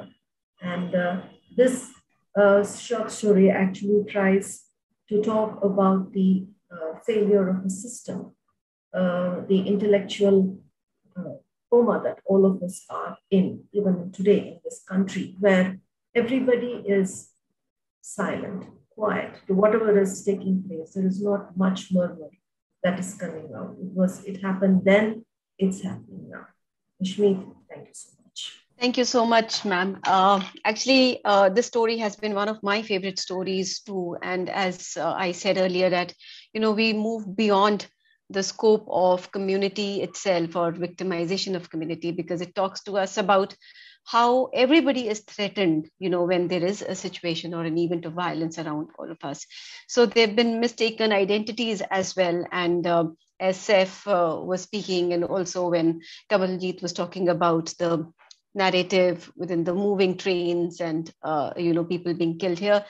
So one of my friends wrote a play, and in that he had written a song, ki ye wala Singh ya wo wala Singh. So a lot of people were killed because they just carried a Singh surname, and they were actually Singhs from UP, or they were Singhs from other places. So they were not even Sikhs. And something very important, that I'll just take half a second to bring it up, is that the sad aspect of 84 is that nobody has ever spoken about the multiple rapes. That's a narrative which is kind of lost. And women could not speak about it. There were no formal FIRs. We don't have an official narrative around it. We don't have women talking to us about it. Very few women came up with their experiences, but it happened. And we all know the intensity of it, that it happened. So maybe some of these stories, even if they are fictionalized, they become very powerful for us. And this is how they bring up the she experience, the woman experience. Thank you for doing this ma'am. Thank you so much. Our next speaker is Gurmehar. Gurmehar Kaur is a radio and online video broadcaster who has worked in India, UK, Dubai, and more recently in US. She spends her time between India and US. She has also studied Indian history, mass communication. She has studied radio at Cardiff University, and she's also done screenwriting from New York Film Academy. Her areas of interest are creative inquiry, and her work includes Urdu, Punjabi, and South Asian English literature and poetry, Hindi cinema, music, ghazal, qawwali, South Asian folk music, new media and connectivity, and interfaith solidarity. So over to you, Gurmehar. बहुत शुक्रिया Ishmeet. Thank you so much. सारियां नु सत श्री अकाल, आदाब, namaste. Thank you, Maja House, for this very, sort of life-affirming platform where we can explore such themes. And it was so heartening to see that everybody's approach, all the speakers, they were so eloquent, so evocative, and endlessly moving. And we're here to, हम जख्मों को कुरेदने नहीं आए, हम खिराज अकीदत पेश करने आए हैं, श्रद्धांजलि देने आए हैं, यादों को तराशने आए हैं, to chisel our memories into some kind of shape so that they gain power and momentum in our quest for justice. तो ये हक की आवाज बुलंद करने आए हैं, इंसाफ का मुतालबा है, न्याय की गुहार है, लेकिन जख्मों को कुरेदना हमारा इरादा नहीं है, which is not to say that इंसाफ की गुहार ना लगाई जाए. तो आप सबों का बहुत बहुत शुक्रिया कि आपने अपने ख्यालात साझे किए. And I was going to open with something else, but I just must read out a comment that one of our dear friends from Pakistan, Farooq Mehboob Khan Saab, has written in the comments section, which really is so on point, जिसे कहते हैं. Let me just bring it up. Because I feel that's the heart of it, He says, Farooq says that partition ke, taqseem ke, batware ke घाव हैं ये सब. The success of communal politics has given rise to fissures that have become gulfs. To which I said in the comment section that I agree with your broad point, Farooq Saab, God's children all, or Baqaul Shair, roye asiviyan, roye tu siviyo. तो ये नजरिया हमारा नहीं है कि ये दुश्मन है, ये दोस्त है, दुश्मन का दुश्मन दोस्त होता है. ये सब तकसीम मुसलसल हम नहीं करते रहेंगे ज़हन दिल की. We are all God's children. और सरबत्ता भला जो है हमारे मजहब का अकीदा भी है. और ये उसके बाद फारूक साहब ने ये कहा कि गुरमेहर जी खुल के रोए भी नहीं है असी पे, नाल नाल पाकिस्तान हिंदुस्तान दे नारे भी लगांदे रहे हैं, हिसाब ना लिया ना दिया. So I wanted to open with that. And other than that, so much has been said by very illustrious people who have on-ground experience, people from Kanwaljit Sahiba from the police force, Navtej Sarna Sahib, and so many people, who have, and it shows that we all have people from all sides of the story in our own families, in our own khandans. So it is not about othering people, and it is not about, putting up a face and throwing darts at that face, ki ye aisi thi, wo aisa ऐसा था. It is about the system, निज़ाम ऐसा है जहाँ पे इस तरह के सानहे, इस तरह की बातें, इस तरह, you know, that is what brings about this kind of tragedy. So I have 3 or 4 quick points that I want to make that are not on the face of it directly related to you know, the events that happened in 84, but they are all about what it means to be a Sikh, and I will attempt to then tie them all up together with those fateful days in 1984. So, and I also, because I do believe that the personal is the political. So just give me a little bit of rope here and I will attempt to tie it all up together. That is just the approach I'm taking. So the first thing I want to say is that, you know, the of late, the Sikh community has got some coverage in the media for work that are, you know, the seva that the Sikh community does, the langars in gurdwaras and things like that. Those things have gotten some press, and you know, that consciousness amongst people is growing ki Sikh log ye nek kaam karte hain. So, you know, that is heartening to see. That recognition or that empathy is heartening to see. And I'm not making a case for Sikh exceptionalism ki hum pe hi sare zulm hue hain. Every community, every individual in his or her lifetime, every community is sometimes, you know, the perpetrator, sometimes the victim. But I just want to say this because, you know, I also work in the interfaith solidarity space in a modest way, and I want to also engage with non-Sikhs. You know, I may be a Sikh myself, but I want to engage with non-Sikhs, and I want to just quickly say that, you know, please try to understand what it's like to have been a people who were the butt of jokes for decades. I mean, some people may think that's a very trivial thing, but we were a people who were the butt of jokes for decades, not just in India and Pakistan too. We were the butt of invasions. We faced the trauma, the rupture of the partition, the 84 pogrom, and now, of course, even the farmers' movement is there for everyone to see. So, and beyond that, I don't want to, you know, the Christian people, our Christian brothers and sisters have 10 commandments. I think Sikhs we have 1 commandment, that thou shalt not whine. So we are not whiners, but I just wanted to quickly flag that. So I wanted to say, you know, that, like I said, that people, you know, it is becoming part of public consciousness ki gurdwaron mein ye hota hai, langar hota hai, seva hoti hai. But I just wanted to drive that point home to its logical conclusion in the context of today's times, because as they say, those who forget history are condemned to repeat it. That in today's times, in today's India, एक ऐसी जगह है, एक ऐसा, you know, एक ऐसा मुकद्दस इदारा है, एक हमारे गुरुद्वारा जिसे हम कहते हैं, जहाँ पे न सिर्फ मतलब आप एक टूरिस्ट के तौर पे जा सकते हैं, आप अकीदत के जज्बे से, श्रद्धा के जज्बे से जा सकते हैं, आप लंगर का सादा खाना खाने जा सकते हैं, और अगर आप पे तशद्दुद हो रहा हो, if you are being oppressed, if your life is in danger, you can enter a gurdwara and no one will ask you whether you are a Hindu or a Muslim. You will not be asked to see कौन हो, तुसी हिंदू हो, सिख हो, मुसलमान हो, ये आपसे नहीं पूछा जाएगा. तो ये मैं कोई बड़ी इनकलाबी सनसनीखेज बात नहीं कह रही हूँ, कोई खुलासा नहीं कर रही हूँ, लेकिन I just wanted to drive that point home कि आज के दौर में ये एक तरह से इनकलाबी बात ही है, और कितनी empowering, कितनी heartening बात है कि गुरुद्वारा एक ऐसा इदारा है. And that is the number one reason why I choose to be a Sikh. Of course, Sikhism is not just a bridge between Hindus and Muslims, but it is a central part of our approach and the beating heart of our faith. Of course, we are not just an amalgamation of the Sufi thought and the Bhakti tradition. We are more than that. There is Sikhi has its own glory and splendor, but it is the beating heart of our faith to be inclusive, and I think that is what you know, is something I hold on to in these trying times. One of the things I wanted to say from my own life experience and then extend it to the universal is that I'm a Fauji kid. Like I said, that, you know, we've heard speakers from the police force, from elsewhere. सबके खानदानों में हर तरह इस कहानी के हर रुख के किरदार हैं. So I'm a Fauji kid. I am pro-Jawan but anti-war.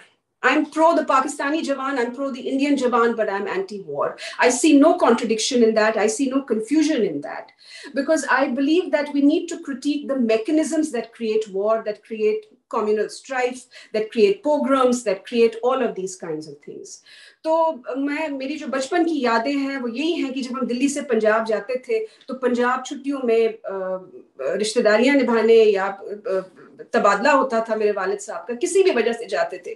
Punjab वो सूबा था जहाँ पे पेट्रोल पंप पे, गैस स्टेशन पे मंजी को आगे निकाल के हमें लस्सी दी जाती थी, और ये किसी नॉट अंडर ड्यूरेस, ये इंसानियत का नाता था हमारा।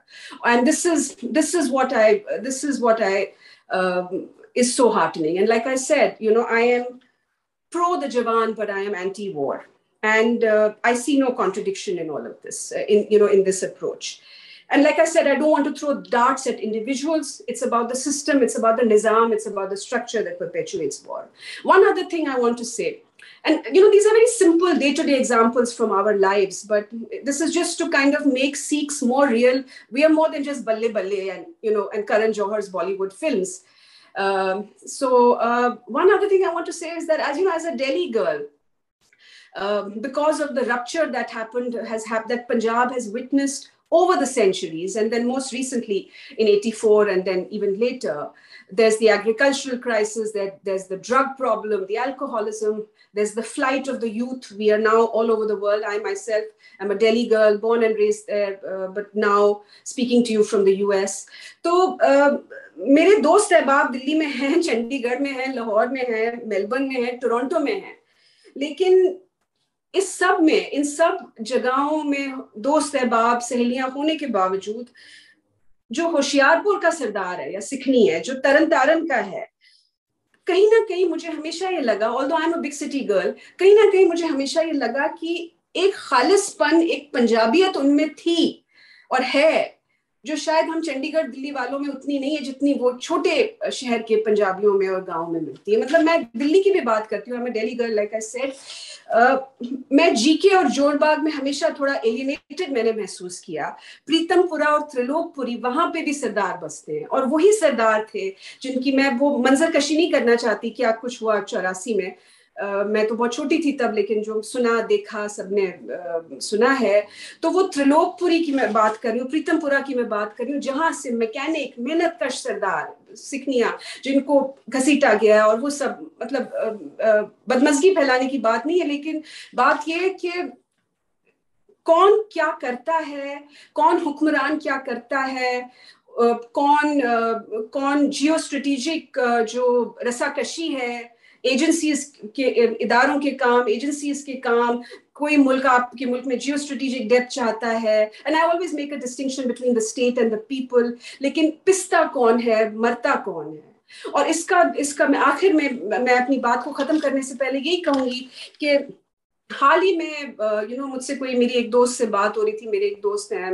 दुबई में होते हैं, तो मेरी लाहौर के हैं वैसे बुनियादी तौर पे, तो मेरी उनसे बात हो रही थी और हमने बात की बाबरी मस्जिद की शहादत की और ये सब, और उसके बाद जो कुछ हिंदुस्तान में गुजरा है कि अब बाबर कब हिंदुस्तान में बाबर आया, बाबर ने क्या किया, उसका जुम्मन दर्जी, रिजवान नाई, जमाल बुनकर, इन सब से क्या लेना देना, इन सब से क्या लेना देना, जिन्होंने उसका हरजाना भुगता। हमको पता भी नहीं कि बाबर ने क्या किया क्या नहीं किया, शर्तिया तौर पे ना आप मौजूद थे ना हम मौजूद थे, लेकिन इस सब की लुबे लुबाब ये, to sum up, I will only say that we must bear in mind that it is these average, so-called average common people who suffered in 84. It doesn't matter what their religious affiliation was. So बहुत शुक्रिया आप सबका for giving me the time and space to speak. Shukriya ji, Rab rakha.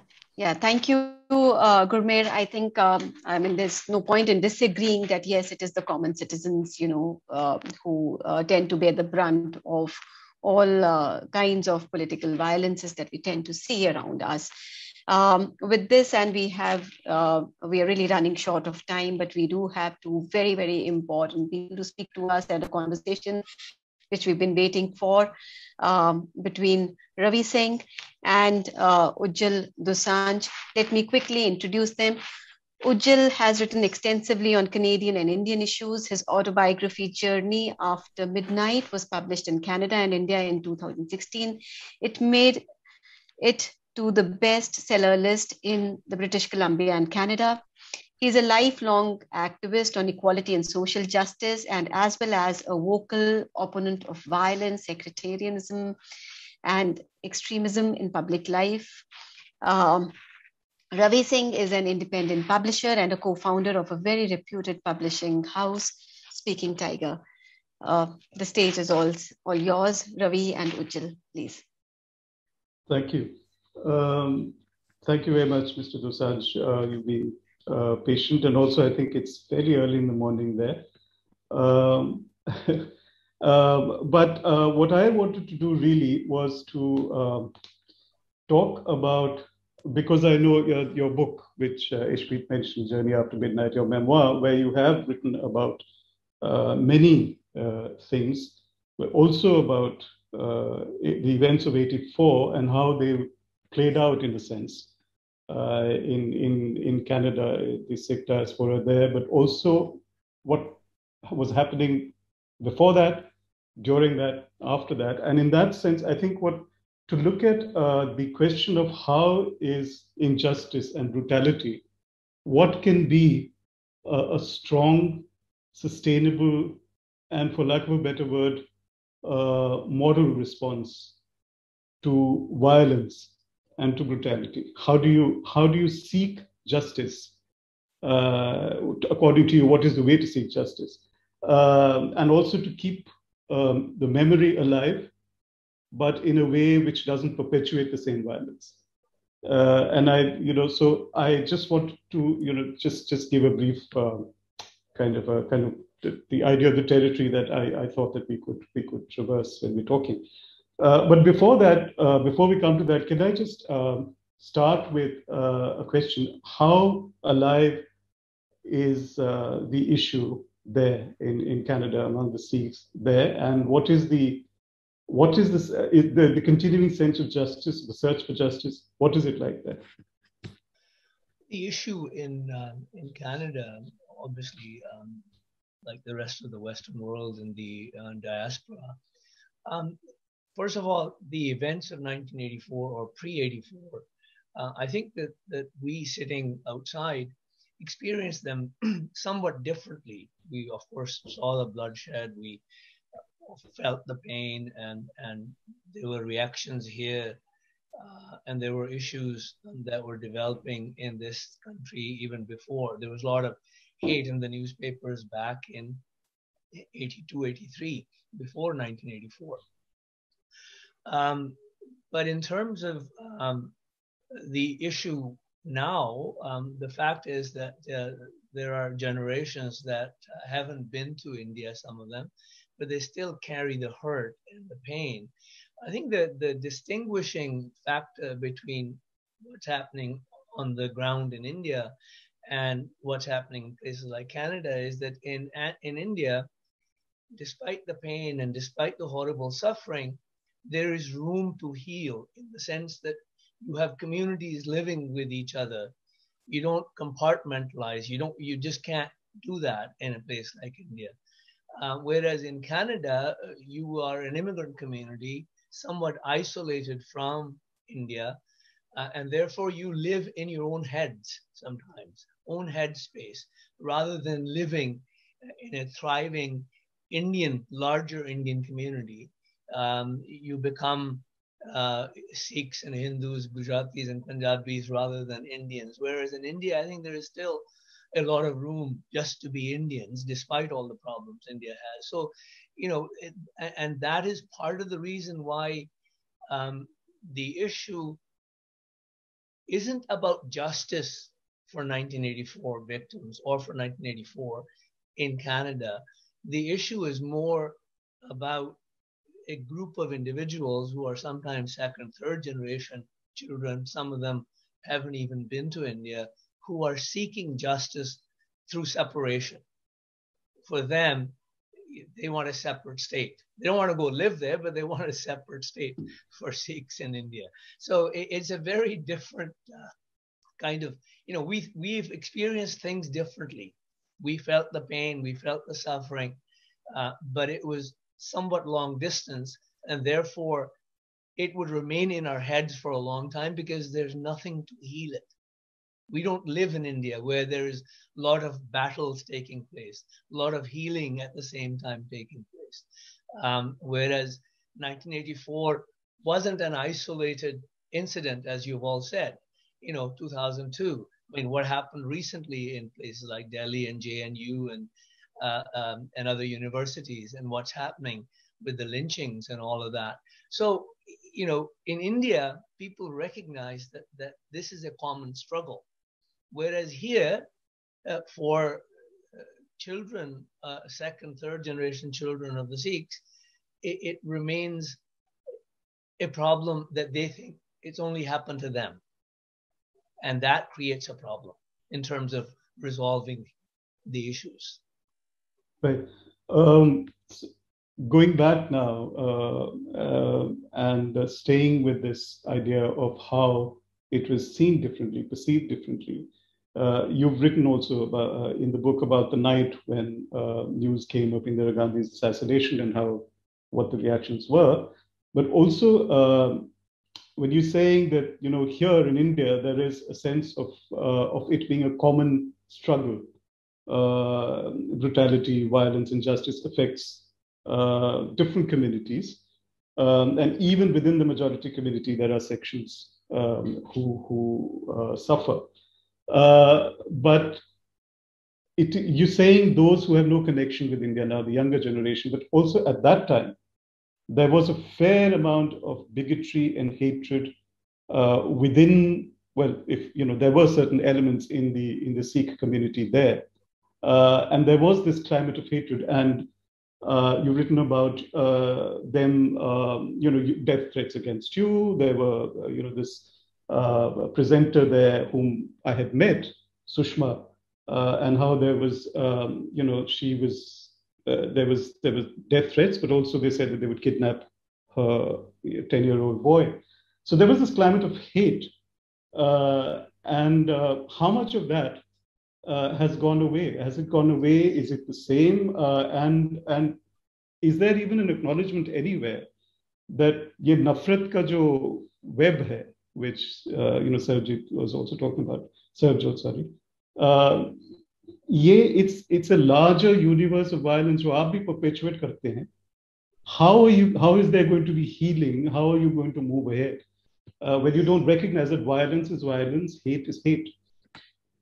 I think in place like Canada, as I said, there are no active mechanisms for healing. I think that the anger has dissipated. Along with anger, I think has gone the hate as well. The hate actually pre-existed 1984 with newspapers like Indo-Canadian Times. I mean, they were like full of hatred, using language from the times of 1947, like, referring to Hindus as Mahashas and talking about them in a hateful fashion. But that hate has gone. And the community has kind of left that behind.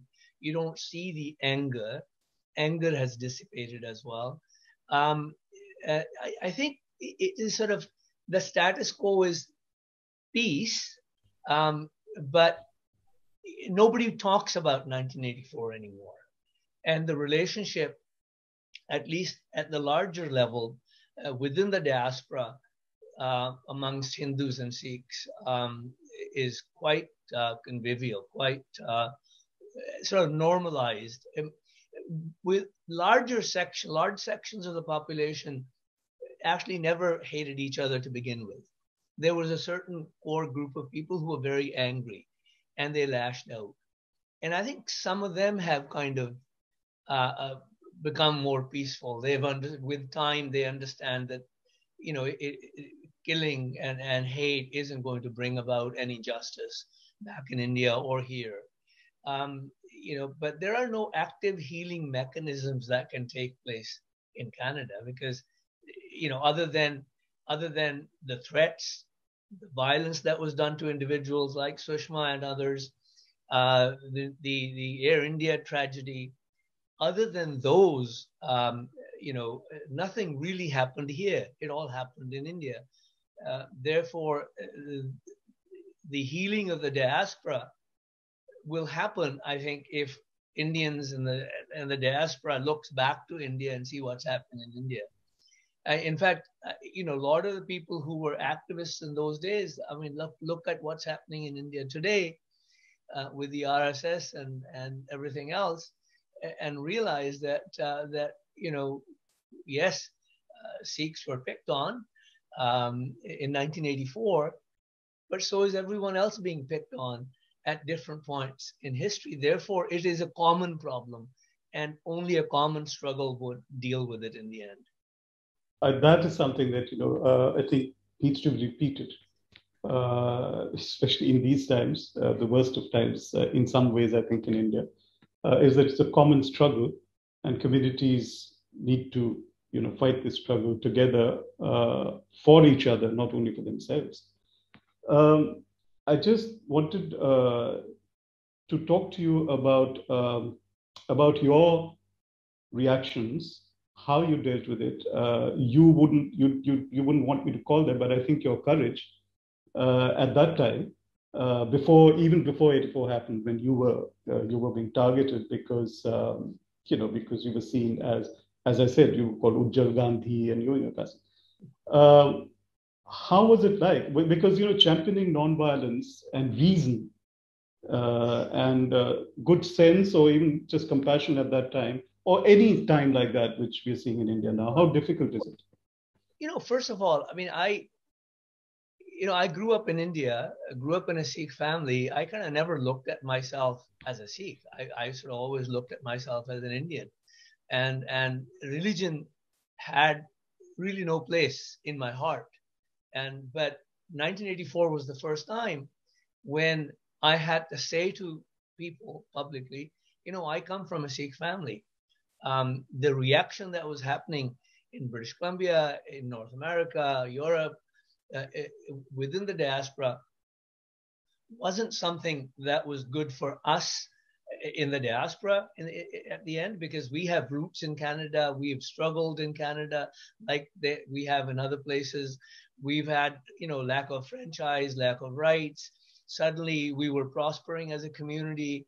And then 84 happened, and some of us became violent in North America and other places, which I was afraid that would actually set us back many decades.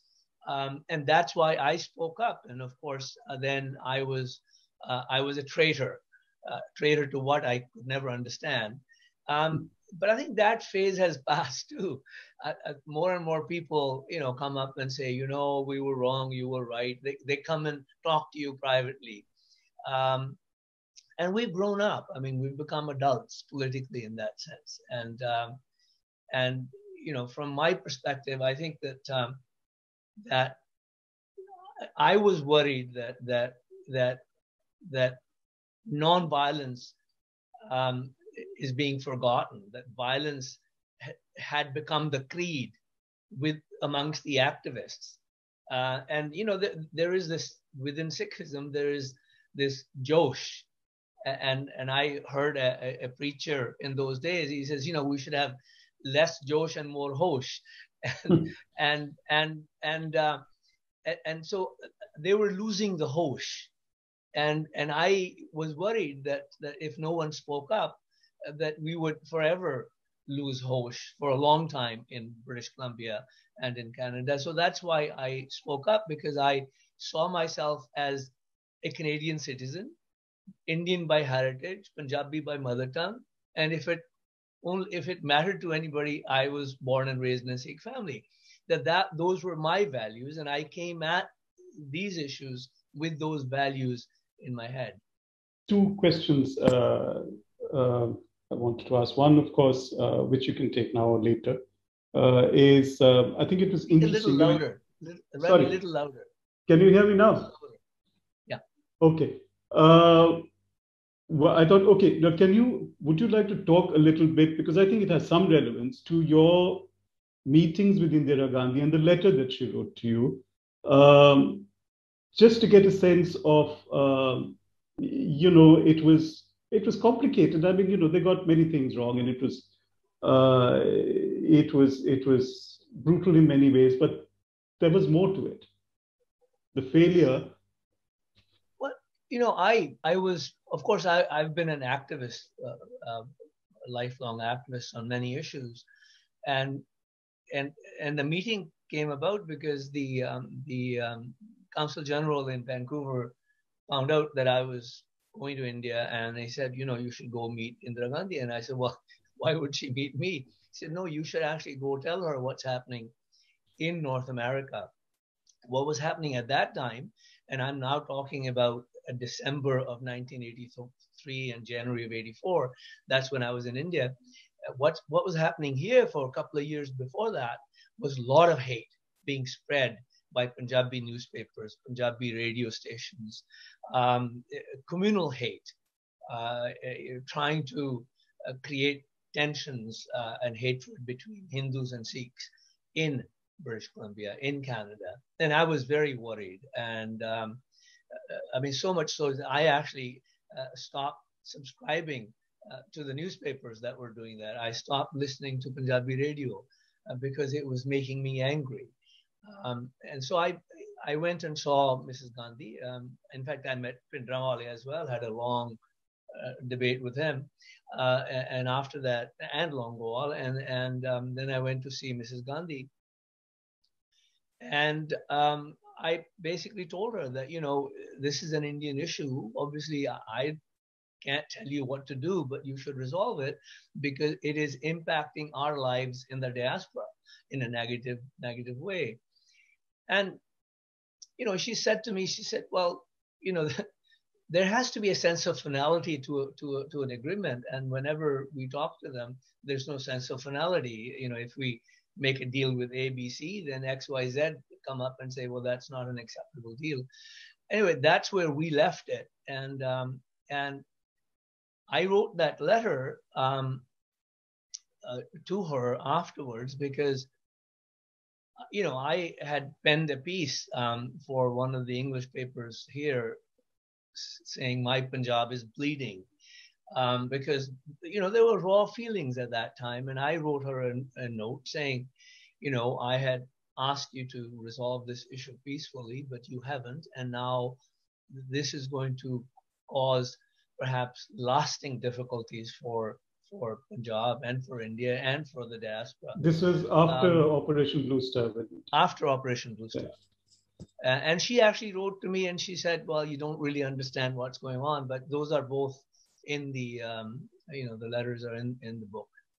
Just one final question, about healing and justice and about, you're saying, people have moved on there, they're maturer. How much of that has to do with the kind of society, the kind of democracy that Canada is, the institutions that exist, how justice, is is fought for and how it is given, or how it is dispensed, for lack of a better word, and the failings, the constant everyday failings of that kind of democracy in India, how democracy in India needs to mature. And it is a lack of that. Justice is not really going to happen in this case, many other cases, unless we become a truly progressive, enlightened democracy and our institutions work. Well, I mean, absolutely. I mean, what Mr. Modi has done to India, Congress was equally at fault, perhaps less so, but in terms of communalism, in terms of not remaining on guard for secularism. And here in this country, the system isn't necessarily the best in the world. I mean, but you do have some responsiveness in the sense that even though Air India tragedy, it took a long time to come to terms with it. There was an inquiry, there was a trial, although it wasn't successful. But those are the kinds of things that actually heal people. it gives people an opportunity to talk about those issues, and people see that something is being done, perhaps not the best that could have been done, but at least an effort was being made to do it, to redress the issues in Canada. I think the same kind of thing has to happen in India. I mean, you have had many committees and many commissions, but 84 isn't the only thing. I mean, 2002 and what's been happening recently, you could have commissions coming out of your ears in India on issues. Therefore, I think India has a larger problem of ethics in politics, honesty in government, honesty in public life. And what I believe, when we say it's the Nizam, it's the system, I rarely say that. I say it's the people.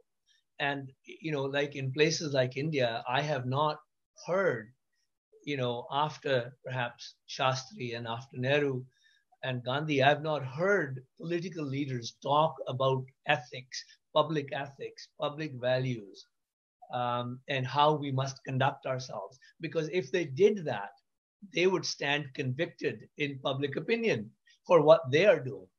And I think that that's the larger issue for India. And intellectuals and others do it, but political leadership, I haven't heard a political leader of any substance in India for the last many decades stand up and talk about what kind of country we should be building, what kind of values we should be bringing into public life. And I think that that's a much larger issue. Unless that is resolved, India will not make progress. In Canada, there are shared values, and you come into public life, and if you behave unethically, people will punish you. And in India, in fact, that's not the case. Yeah, so that really, I wanted to make that the last question, because I wanted you to speak about this. It is climate and the character, climate in a democracy, the character of a democracy, and that's where we need to work. And in addition to what you said about communities working together for everybody's security and rights. And as for whether we'll reach there, well, I don't know. I think political leaders lack ethics because, we let them get away with, I don't think we demand ethics from political leaders, which is why we are where we are. But I think there are a lot of people fighting for a more compassionate and just society. I think compassion is great, but even if there isn't compassion, at least let it be just. Those of you that are in India, I salute you, because I think the struggle in India is much more difficult, much harder. It's easy for me to sit here thousands of miles away in the safety and security of Vancouver, British Columbia, in my own home, and talk about these issues. But it takes much more courage to do what you and others are doing in India, and I salute you all. Thank you very much. Thank you. I hope that we'll have a longer session with you at Maja sometime again soon. Ishmeet? Of course. I think great seeing you all. It would be wonderful, actually, Ravi, because this has really set us thinking on a different path altogether, where we need to discuss things like where are we headed, even in terms of nation building and democracy, with the kind of not only the kind of leadership, but what we demand of our leaders either. I mean, there's obviously, we set the bar really low. So that's another discussion. Thank you very much for bringing up all these points. Ishmeet, I'm going to let you do the same. I think it has been extremely meaningful for all of us to be here. And particularly, we began with talking about 84, commemorating, and we ended on a very successful note